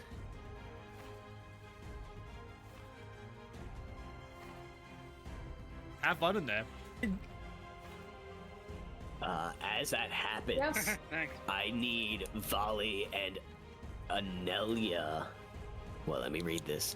I need Vali to make a wisdom saving throw because Enelya is immune to fear. That's handy. That's handy. An 18, lucky you. Fuck these bugs. This is nothing. Vali is just not afraid. So, but Indelia. it looks like, fuck those things. Enelya, you're up. Sweet. I will take all of my movement, right? 5, 10, 5, 10, 15, 20, 25, 30, yep. Yes. To do what she was still initially planning to do, which was just try to grab the helm because silly me does not remember any of the words it said before this all started, because riddle me is trying to figure it out.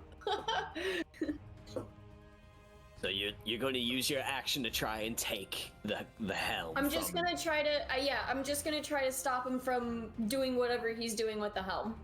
Whether not you know what? I'm gonna try to just knock it out of his hands. With what? My fist. How do you? Okay, your fist. Ping, ping, I just, ping, ping, ping. I just need the extra description so I know what to tell you to do. Sleight of hand check, please. Yeah, she's just gonna run out and she's just gonna be I like, didn't hear no bell. Sleight of hand check, please. what? Can I argue you know what? That doesn't make any. Yes, it does. Can I argue Superman athletics if I'm just trying to just force it out? Everyone wants to counter the DM and say, no, I want it this way. They don't want to listen to what It they was want. just a question. Take your damn athletics. What did I do? They're just not happy that I picked a skill that they're not proficient in. I mean, it wouldn't matter. Natural 20, like, right? Or would have. So you describe it for me. How do you do this? So she's she crouches and then just kind of forward, trying to bypass as much of the terrain as possible. And the moment she gets right next to it, she just takes she'll take her hand in a fist in her arm and she'll just be like, ugh, shit. And she'll do exactly that to knock it out. And now my arm is gonna have a bruise. Heroic. Lindsay, Alright, I so have so much to teach you. You knock it from the Woodwight's hands and it clangs to the floor, just essentially at the wall by both of your feet. That will bring us to the top of the round, which I will resort Vali. All right, What are you doing, so I'm going to move up. So I'm assuming the helm is knocked out now, right? Just making sure. It is indeed. Okay. Gotta make sure this thing didn't do like some miraculous catch. Okay, I'm actually gonna take my bow out and I'm just gonna try and shoot at it. Actually, yeah, we'll do that. I watch Game of Thrones, I know what happens. Shooting at the Woodwight. Yes. Okay, just so you know, from your perspective, it has 3/4 cover because of the stony bear that is standing behind. So it's getting a little bit of an AC boost. Okay, I didn't realize that. So I'm actually gonna... So I moved up 5. Well, 10. Bugs. Yeah, but there's a lot of them. There is a lot of them. You're It's not like, there's really scared. No, I'm not scared. I'm just like... You're not Just scared of Chan- bugs. channel your inner Pumbaa and eat them. They're just snacks. They're grubs. Yeah, I was gonna say, like, I'm just When looking around I my was a young warthog. I'm just gonna imagine I heard Enelya, attack the bugs! I'm holding my sword, I'm like looking as like, okay. Okay, so, yeah, I'm still gonna try and shoot at it. Alright, go ahead and make your attack. And I got my fierce shot ability, hopefully I hit. Ooh, oh wait, hold on. So, I have an ability, Oh, wait. I gotta make sure. He's got an ability. He's got many abilities. Some of them you don't see. There was one, it was like in the wilderness, my first rounds of attack have an advantage. Is this from the Wanderer? Yes. Hold on, I gotta make sure. So make sure I'm saying the right one. Cause I'm pretty sure, like, I always miss it every single time. Yes, the Ways of the Wild. Here, I'll send it. The last one. When fighting in the wilderness, your first round of attacks in every combat has advantage. Well, look at you. Let me Okay. you see. Advantage on all wisdom saving throws. Well, that's... Oh, alright. If you act as a company guide, blah, blah, blah. Look out in zim time. When fighting in the wilderness, your first round of attacks in every combat. Okay, that is correct. Go ahead. So a 21 will hit. Go ahead and roll damage. And then I'm gonna do my fierce shot ability. Greater to the ones. Woo, there we go. 6. So as you knock the arrow and you let it fly through the darkness and it comes through and you see it make contact with the wood white and it doesn't really seem to flinch as it gets hit a bit. And it sort of just looks over at you, so you feel like that arrow didn't do its maximum amount of damage. Alright, so I'm gonna try again. Go for it. And bang. Your first round of attacks, so 15, just misses. Okay. With that, I'm just gonna use my other movement. I'm just gonna kind of move up. Let me just make sure there's nothing ugly up here. You're right No, next to the no, there's a spiders. spider. Yeah. You're like next to like 20 spiders there. Yeah, one of my boxes was like, oh. How many I'm real life at double. spiders do you think it would take to fill essentially a 5-foot cube? Let's not do this thought exercise. Think about that. Alright, so I'm actually gonna move up next to Ceawin. Can I set that cube on fire instead and just move on? Yeah. Yeah, so I'm just moving up next to Ceawin. That'll be my turn. Oh good, there's another kitty here to see us. Isn't it Kitty. great? Oh, he's back. Yeah, he's back. He's a cute cat. Alright, so you move up next to Ceawin on the other side of the Stony Bear. That brings us to Calanhir. Nope. Noping in my tree. Nope. Shaken in the woods, quite literally. Go ahead and give me a wisdom saving throw at advantage because the audience loves you. They do love me tonight. Or they want me What to have do we got? something productive. I don't know if 14's high enough. A 14. You take a moment in the tree and you do a couple of quick breaths. Oh, alright, I can do this. I'm Calanhir. I'm only barely a century old, but god damn it, I'm one of the best elves out there. I can do this. And you take a few, hug the tree, and you start moving down a couple, and you look over at the barrel and you're like, oh fuck no, I'm not doing this. You're still frightened. It's like that. Oh, fuck this. You're still frightened, dear, I'm sorry. Not even the audience can save me. Just barely. The worst thing is that you had advantage and you rolled the same thing. I mean, the worst outcome of this is my 2 party members die and Ceawin dies, and I'm just the only one left alive here. Yeah, you're just out there for the next 10 minutes going, I'm sure they'll come back. They won't leave me. I'm the face. Alright. That brings us to the Centipedes, who are going to Nope. move unencumbered as if this environment does not slow them down at all. Vali, you hear like a slithering and a skittering across the ground, and through the actual earth itself, to the point where you start feeling as if there's something moving beneath your feet, and soon you see dozens of centipedes come through the ground and start coming up onto your boots and going up your pant legs. They are going to try and make some bites at you. Dicks. Luckily, with a 12, they will miss. Use your volley to woods. How do they miss? I want some more detail from Fair Ava. enough. Fair enough. They don't miss. They sort of clamber up his boot and start trying to bite at him there, but their little teeth, they can't pierce leather. They can't do that. Fair. So they're just sort of swarming up one leg right now, and they haven't found a soft spot to really sink their teeth into. So that will end their turn, and that will bring us to the wood white, who is now very upset. Is very upset, and it is going to give Enelya a very stern talking to, as it is going to make 3 attacks. Holy shit. Hi! Bye. The first one is a 23.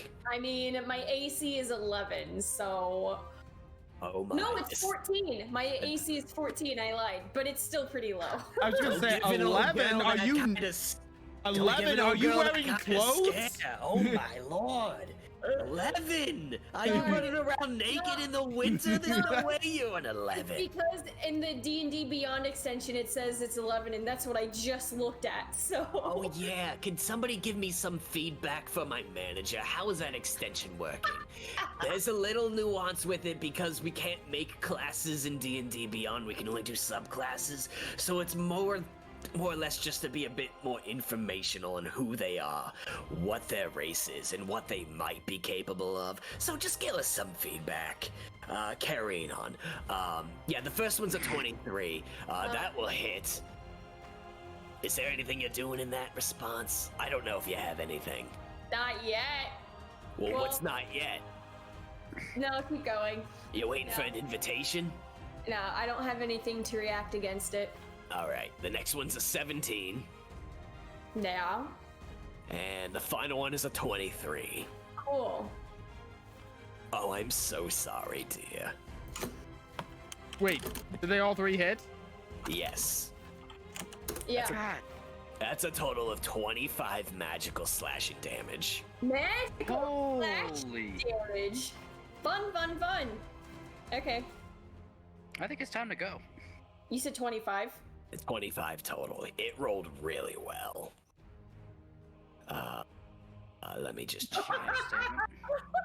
That is the end of its turn. That will bring us to the spiders, who are just going to move to the closest thing it sees in its many, many 8 eyes, which is Vali. Which you hear the rumblings of the many-legged come skittering over to you. And they are going to try and bury their fangs into your flesh this time. With a 15. Spiders up one pant leg, centipedes up the other.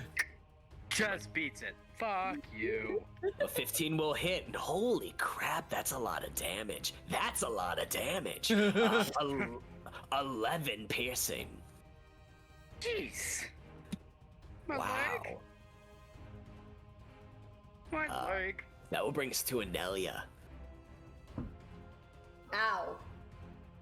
Yeah, that's an understatement. Ow, ow. Indeed. All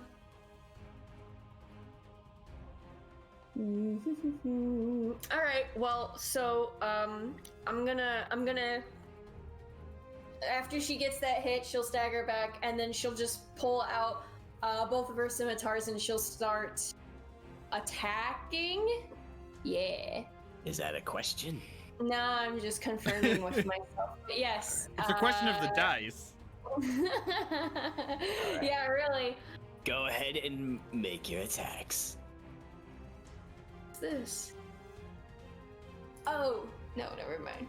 I was just reading over some things. Okay.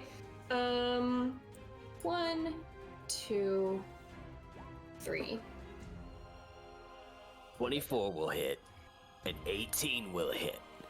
A 16 just barely hits. Ooh. We Go found ahead its and roll AC, damage. crew, and by we, I mean you, because I am useless in this fight. You suck. 11, 4, and 8 radiant damage. So that is 20. What is that? I can't math right now. 24? 23? Wait, plus 8. No, that's 19. That's 22. I My think. God, what are you telling me? 22 radiant damage? 22, alright. Yes. 23. Chat says I was 23, one and off. chat is correct. I was one off. 23. We have I just obviously failed our math test. That's next week. I'm not your teacher for that. Look, can you be our teacher again? Some Luckily- teachers are better than the actual ones. Luckily, Enelya, with your radiant damage, you feel like you did the full extent of your ability to cause this creature harm. It takes the full damage. Fun! Is there anything else you wish to do? Let me see. Yeah, you know what? Should I wait on that? No, probably I need not. a decision. I'm gonna do an action surge, All right. and Enelya will quickly kind of put the scimitar in her mouth to free her hand, and she'll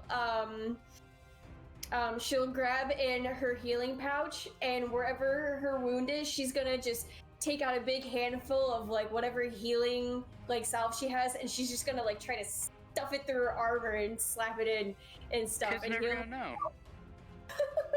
So you And- use your action surge to use one of your healing salves. My healing die specifically. Yes. I So was go just- ahead and. So you okay? Yep. Go ahead and make that roll.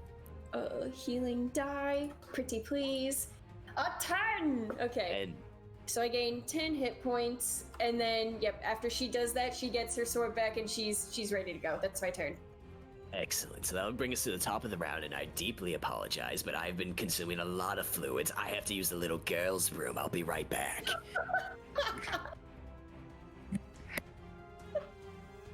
So Should we go to the BRB screen or? no, let's chat. Let's just have some good old. Hey, chat, how's it going? How's everybody? Sometimes in D&D, you die, and that's okay. Are we I'll say, preparing that's for okay. character deck? I honestly have no idea. Like That In- hurt.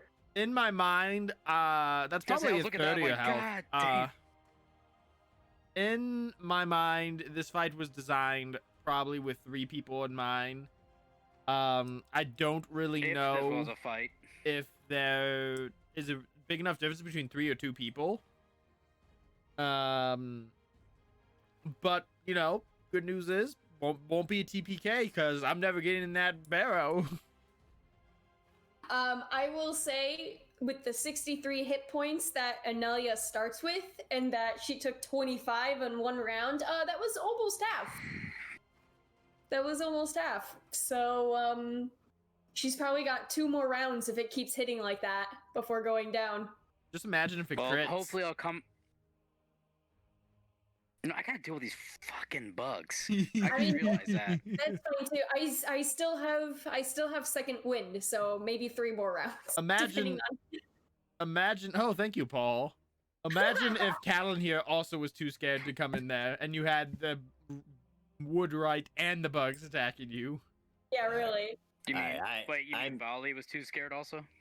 Yeah. You said Calanhir. No. That's why I oops. was like, you're already scared, my dude. Alright, I apologize. I'm back. When you get to be my age, the bladder's nothing. Could have went the rest of the day without knowing that. Well, unfortunately, also when you get to be my age, Oh, that's a hydrate. I don't care what you don't want to hear. I just hydrated. Oh my god. Hydrate or dihydrate. Oh, I like that. Yes, sir. Papa, is that you? Hello, Been a while. Ava. I speak to you from the great beyond. It's been a while. I know You I never never got- came back with the milk. You never call it. I mean, the milk is one thing, but you were my patron for about 20 years. You gave me all my abilities. What the? You don't even write. It's just rude, really. You know, This is rude. I'll have to make it up sometime, but I only have time for a quick message. Oh, very typical of you. Very typical. That's fine. Oh, don't Go give me about your that business, attitude, Papa. Eva. I've had No. enough of that from your mother in my life. What is happening? Now, if you don't mind, I'm in the middle of something Okay, here. I'm okay, telling a fine. story. I'll leave you be. All right. Bye-bye now. So that brings us to the top of the round with Vali. What are you doing? Oh my I'm- god! I'm just wondering what the fuck just happened, but I know! yeah. All right, so just cause fuck them, I'm gonna put away my bow, draw my sword and whatnot, and I'm gonna attack spiders. Hey, Can go I ahead attack him? and make that attack. All right, and then since No, they're not foe the shadow or anything. Okay. Yeah, we'll make those attacks. Bang. Oh, that's... You start swinging down at the spiders on the ground, and they're small enough where you just keep finding dirt as they scatter about trying to climb up your little leggings there. Yeah, what the hell? We're just gonna try again, because hopefully I can hit something. Oh my god! Well, welcome to 7-Eleven, kids. Unfortunately, 11 will also miss. Okay. Yeah, I'm... Your next roll, you're gonna roll a 23. I hope so. Okay, yeah, that's it for me. I just realized that the Wood White and I basically dealt each other almost the same damage to each other in one round. So... Just two It's like watching powerhouses. it's Two like watching an kids anime. That's Yeah. the two glass cannons are going at it. Calanhir! Okay, Calanhir, you can do this. Oh, You don't can't, I have believe to. in You don't have to leave them to die just because they ruined one date. Kevin just got a reroll. Did I? Yep, unchet. All right, Whoever I'll sent let that, you. thank you so much. I'll let you re-roll that last one. I'll be nice. Alright, dice Go gods. ahead. And Calanhir, you can pep yourself up Okay. there. 17 will hit those nasty little 8-legged Hey! freaks. There. Go ahead and roll damage. An 11. There we go. I'm just going like a golf swing through the earth, just... Yep, as you start swinging down at these spiders, and you lop a couple of them in half, and you squish a few others with your feet there. And that will go over to Callan, giving himself a little pep talk. Okay, Calanhir, you can do this. It's just an underground tomb. What's the worst that could happen? It's not like there's swarms of insects that could devour you down there. And he's gonna slowly just try to lower himself down the tree, and this is just narrative of him trying to overcome the fear effect.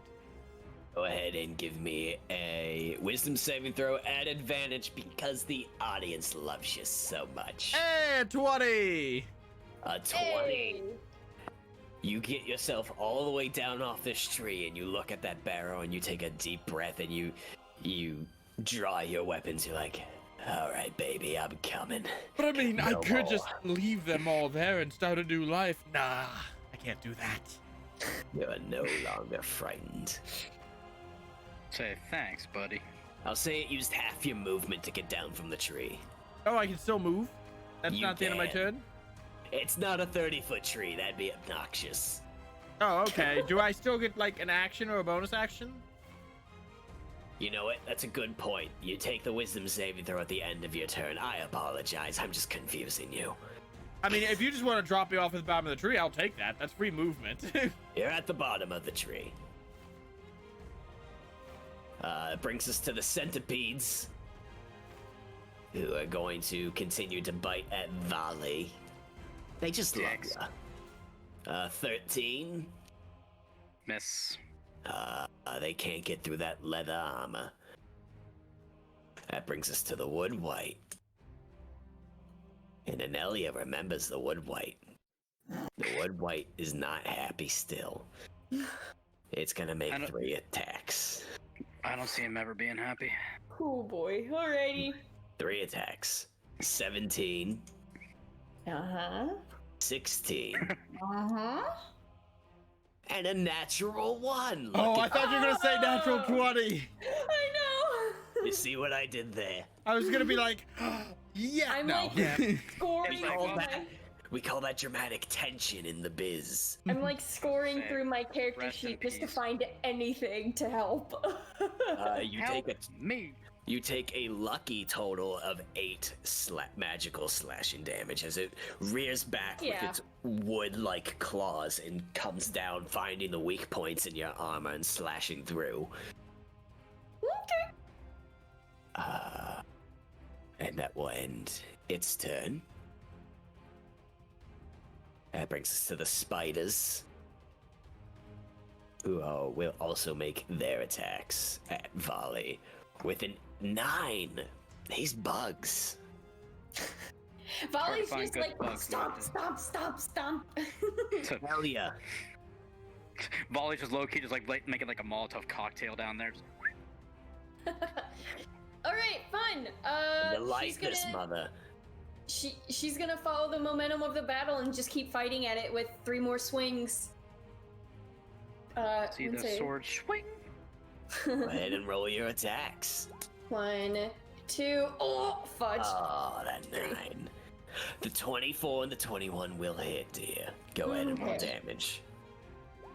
7, 14 radiant damage total. 14 as you rear back with your scimitars and you make a flurry of blows there, and you actually find yourself lopping off a few limbs that seem to be tree-like in nature, and they fall to the ground clacking, and it rears back in sort of a hissing pain. Fun. How's it looking, if I may ask? It's off.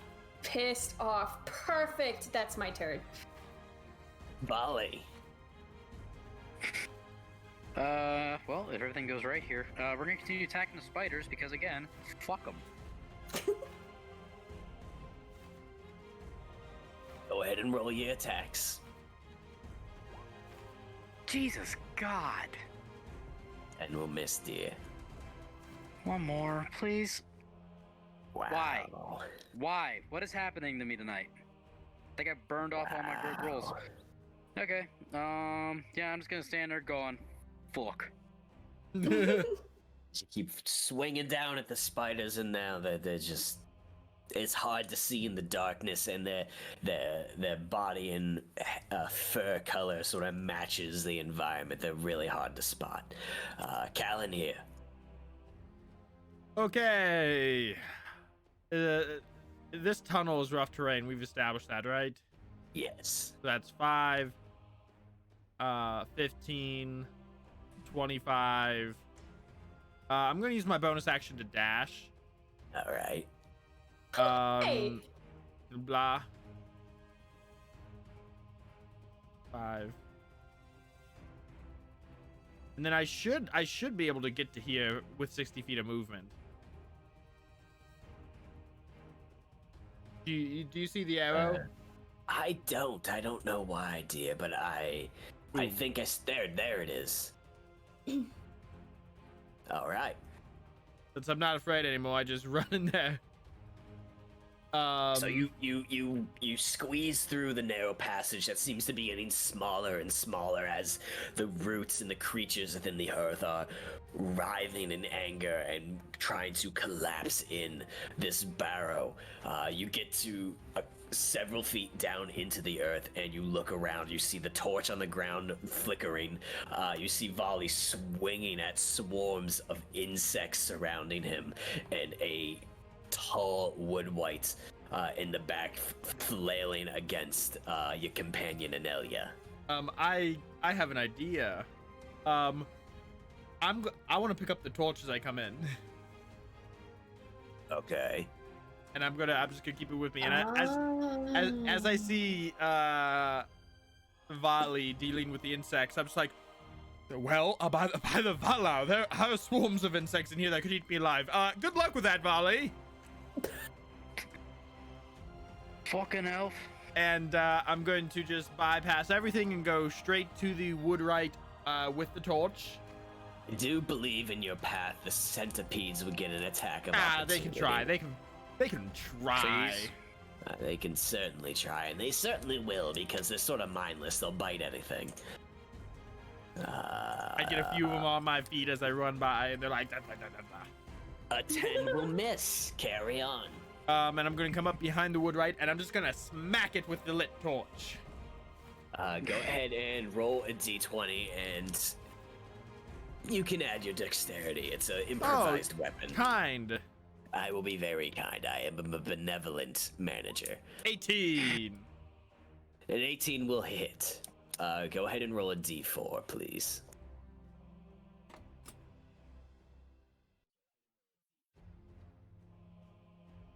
Three. 3. It does seem to catch fire, but it doesn't seem to treat it any differently than anything else that it's been dealing with. Though you have nothing to compare it to. That's an extra 16 points of whatever damage that is on top of that. Just like poke, attack right there. It's a very weird and interesting thing there. I don't know how I feel about that. From 3 to 19.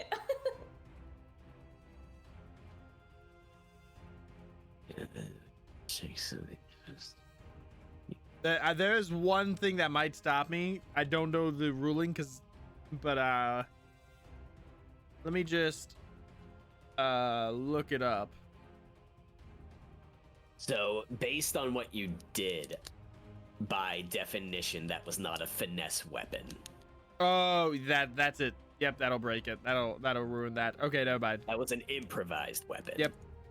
I mean, technically, you let me use dex, which means technically it's a finesse If you want weapon. to get technical about it, Calanhir, I'm not going to worry about it. Dexterity was given you in grace, but that does not inherently make it a finesse weapon. Yeah, it's fine. So, unfortunately, no sneak attack. That was your bonus action, your movement, and your action. That brings us to the Centipedes, who are going to desperately start crawling up Vali's pant leg there and try to find more fleshy bits to bite into. Oh. Hate this game. And with a 20, I believe they finally get somewhere there. Yeah, they're in. That will be 9 piercing damage. That will end their turn, and that will bring us to the Wood Wight, who has just caught flame and is now drawn to the attention of another elf in here. And as it hisses out and the flames go, it turns around and makes what you can assume is eye contact. You don't really see; it's mostly shadow within what a head would be. But as it rears up with its bone and wood-like claws, it makes 3 attacks at you, Calanhir. Calanhir's thinking, can I take this thing out on a date? The first one is a natural 20. You ain't nothing but a hand dog. Yeah, that hits. The second is an 18. That also hits. And the last one is a 14. That does not hit. The first for the natural 20 is 11 magical slashing damage. I think I'm gonna uncanny dodge that. So 5. And then the 18 is 6. Okay. Alright, that will end its turn. That'll bring us to the spiders that are now also trying to crawl up Vali. Everyone just trying to get up on Valley. They're not hitting, are they? No, that's a natural 20. What? And they're gonna do 40 points of piercing damage. Volley is Please, down. You're not entirely off there, Matthew. I'm just gonna paste it in the general Discord just so everyone knows I'm not making this shit up, but you take 20 piercing damage. Jesus Christ. That's a lot of spider bites. They rolled really fucking well. I'm in danger. Wow. Ava, sure? Am I sure what, dear? That is 20. Shush! That is 20 damage. Yes, dear. You see, swarms work like this. A lot of swarms, their base damage is 4d4 if they hit. If they fall below half health, then they will be doing 2d4. These spiders are still at more than half health. And on a natural 20, it rolled once on a 10 and rolled again for another lucky 10. The cat just hit his head against a box. Oh, well. I hope I answered your question. Enelya, you're up. I believed you. I'm gonna... I'm gonna keep attacking. just trying. Go ahead and Time roll to your do it. attacks, dear. I'll fucking do it again. Ooh, Fudge. Okay. that hits. Oh boy. Be still my beating heart. 17 will hit. Go ahead and roll damage. 10 radiant damage. How's it Radiant. looking? 10 radiant damage as you make your first 2 attacks, and it sort of shifts into the shadows out of the way, dodging the first 2. It comes out to leap at you as a bit of a counterattack, and you anticipate it, and you bring up your 3rd attack with your scimitar. How do you kill this?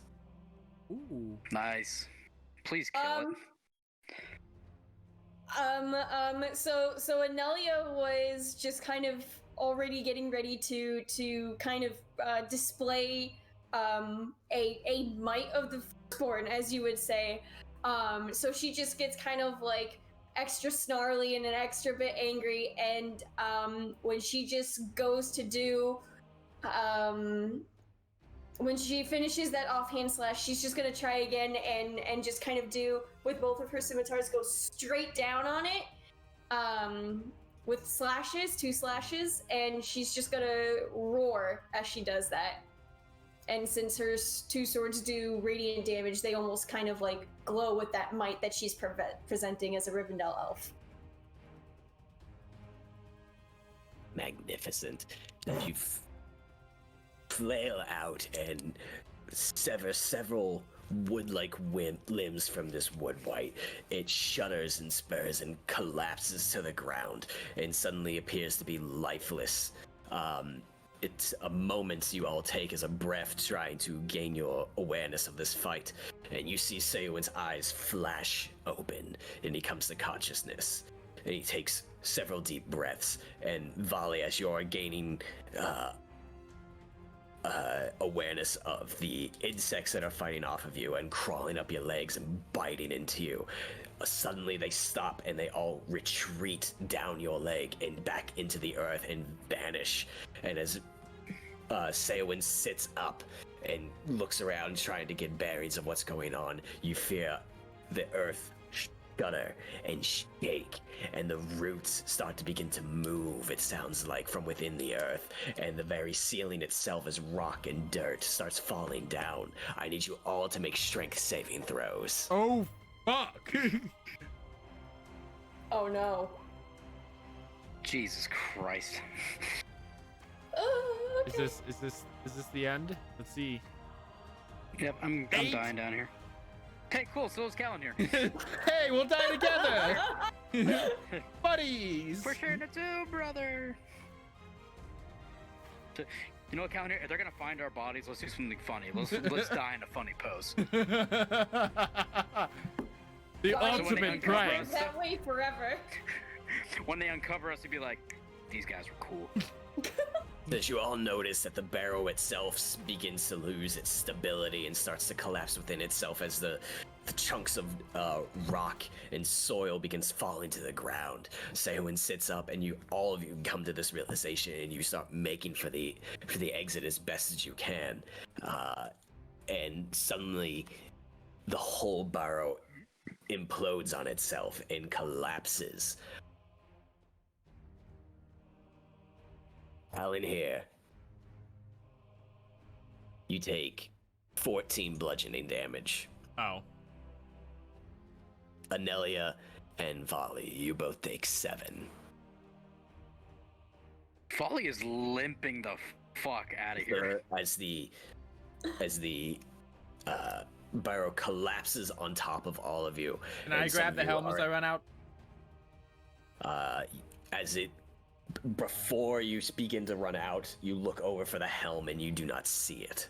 Okay. And the barrow begins to implode and burying you all, and you are able to climb out and dig your way back through out into the brisk winter sun of a winter day. Panting, all 4 of you are sitting up on top of what this used to be a barrow, looking over one another, heavily breathing, and Ceawin just looks over the 3 of you going, "What?" just happened. Could be asking you the same thing. Vali, here, I'm gonna slap salve on his shoulder and heal him. Oh. Told you we shouldn't have gone in there. And now he's like on the snow and just rolls over and goes, ugh, there, you're healed. What are you? Guess I am 4 healing. Da da da da. You put a band-aid on a gushing wound, thank you. Look, I still appreciate it. I'm tired too. We have to return. What happened when you presented the helm? Ceawin. I am switching to something less intense. It's back to the winter day, so it might be very quiet. Ceawin takes a breath, and I spoke to our ancestors, and I requested their blessing, offering up that helm as a gift. And I believe I saw the kings of old from thousands of years ago. But beyond that point, I don't remember a thing. The next thing I know, I woke up inside of that burrow, about to collapse, and you 3 there. What did I miss? Well, we heard you speaking, presenting the helm, very muffled, and then we heard a very loud and ominous voice speak out. And then fear came over a few of us, while other few of us ran in to check on you, and then that's where we saw, do I know it was a wood wight? I mean, I think you rolled a shadow roll. Your initial check at a glance. Was pretty bad. Okay. Yes, it was pretty bad.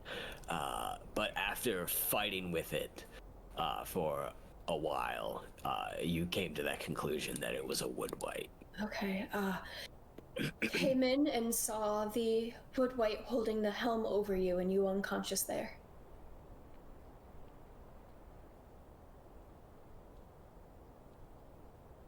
He takes a moment to take in this information. And he sort of chuckles a bit and stands up, stretches to his full height, and looks down at the 3 of you. Well, then I am truly blessed. For you 3 were able to put a stop to that wood wight's intentions. I am in your debt, and I thank you. Whether you were sent by my ancestors or not to see my protection to the end, I thank you. Know that that's what you saw. That wood wight was not part of the plan. And That was assumed. you know, we honestly should have checked it out. But Very well could have, but to my memory, when I went down there was nothing in there.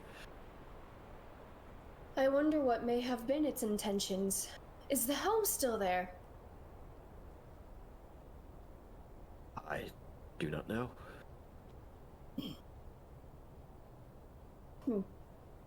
But I think it best at this point in time, after everything, we return to Sunstead.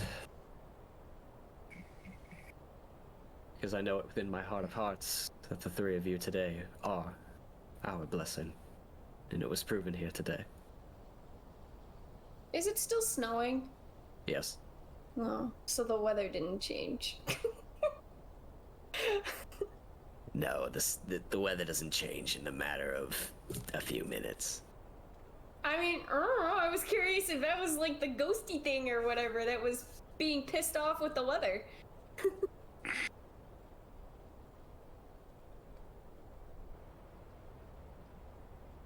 Well, let us return to Sunstead. Despite the events here today, I do believe this is call for celebration, because we are alive. And like I said, you three are a blessing. Thankfully. Enelya will kind of roll back around and slowly get up and brush snow off of her, and then she'll hold a hand out to Vali to help him up.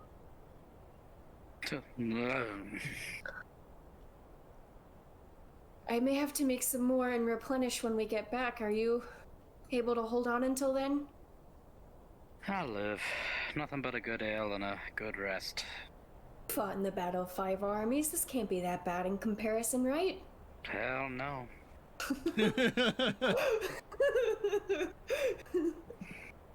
Don't worry, Vali. At this rate, I'm sure we'll have a dragon at our doorstep in no time.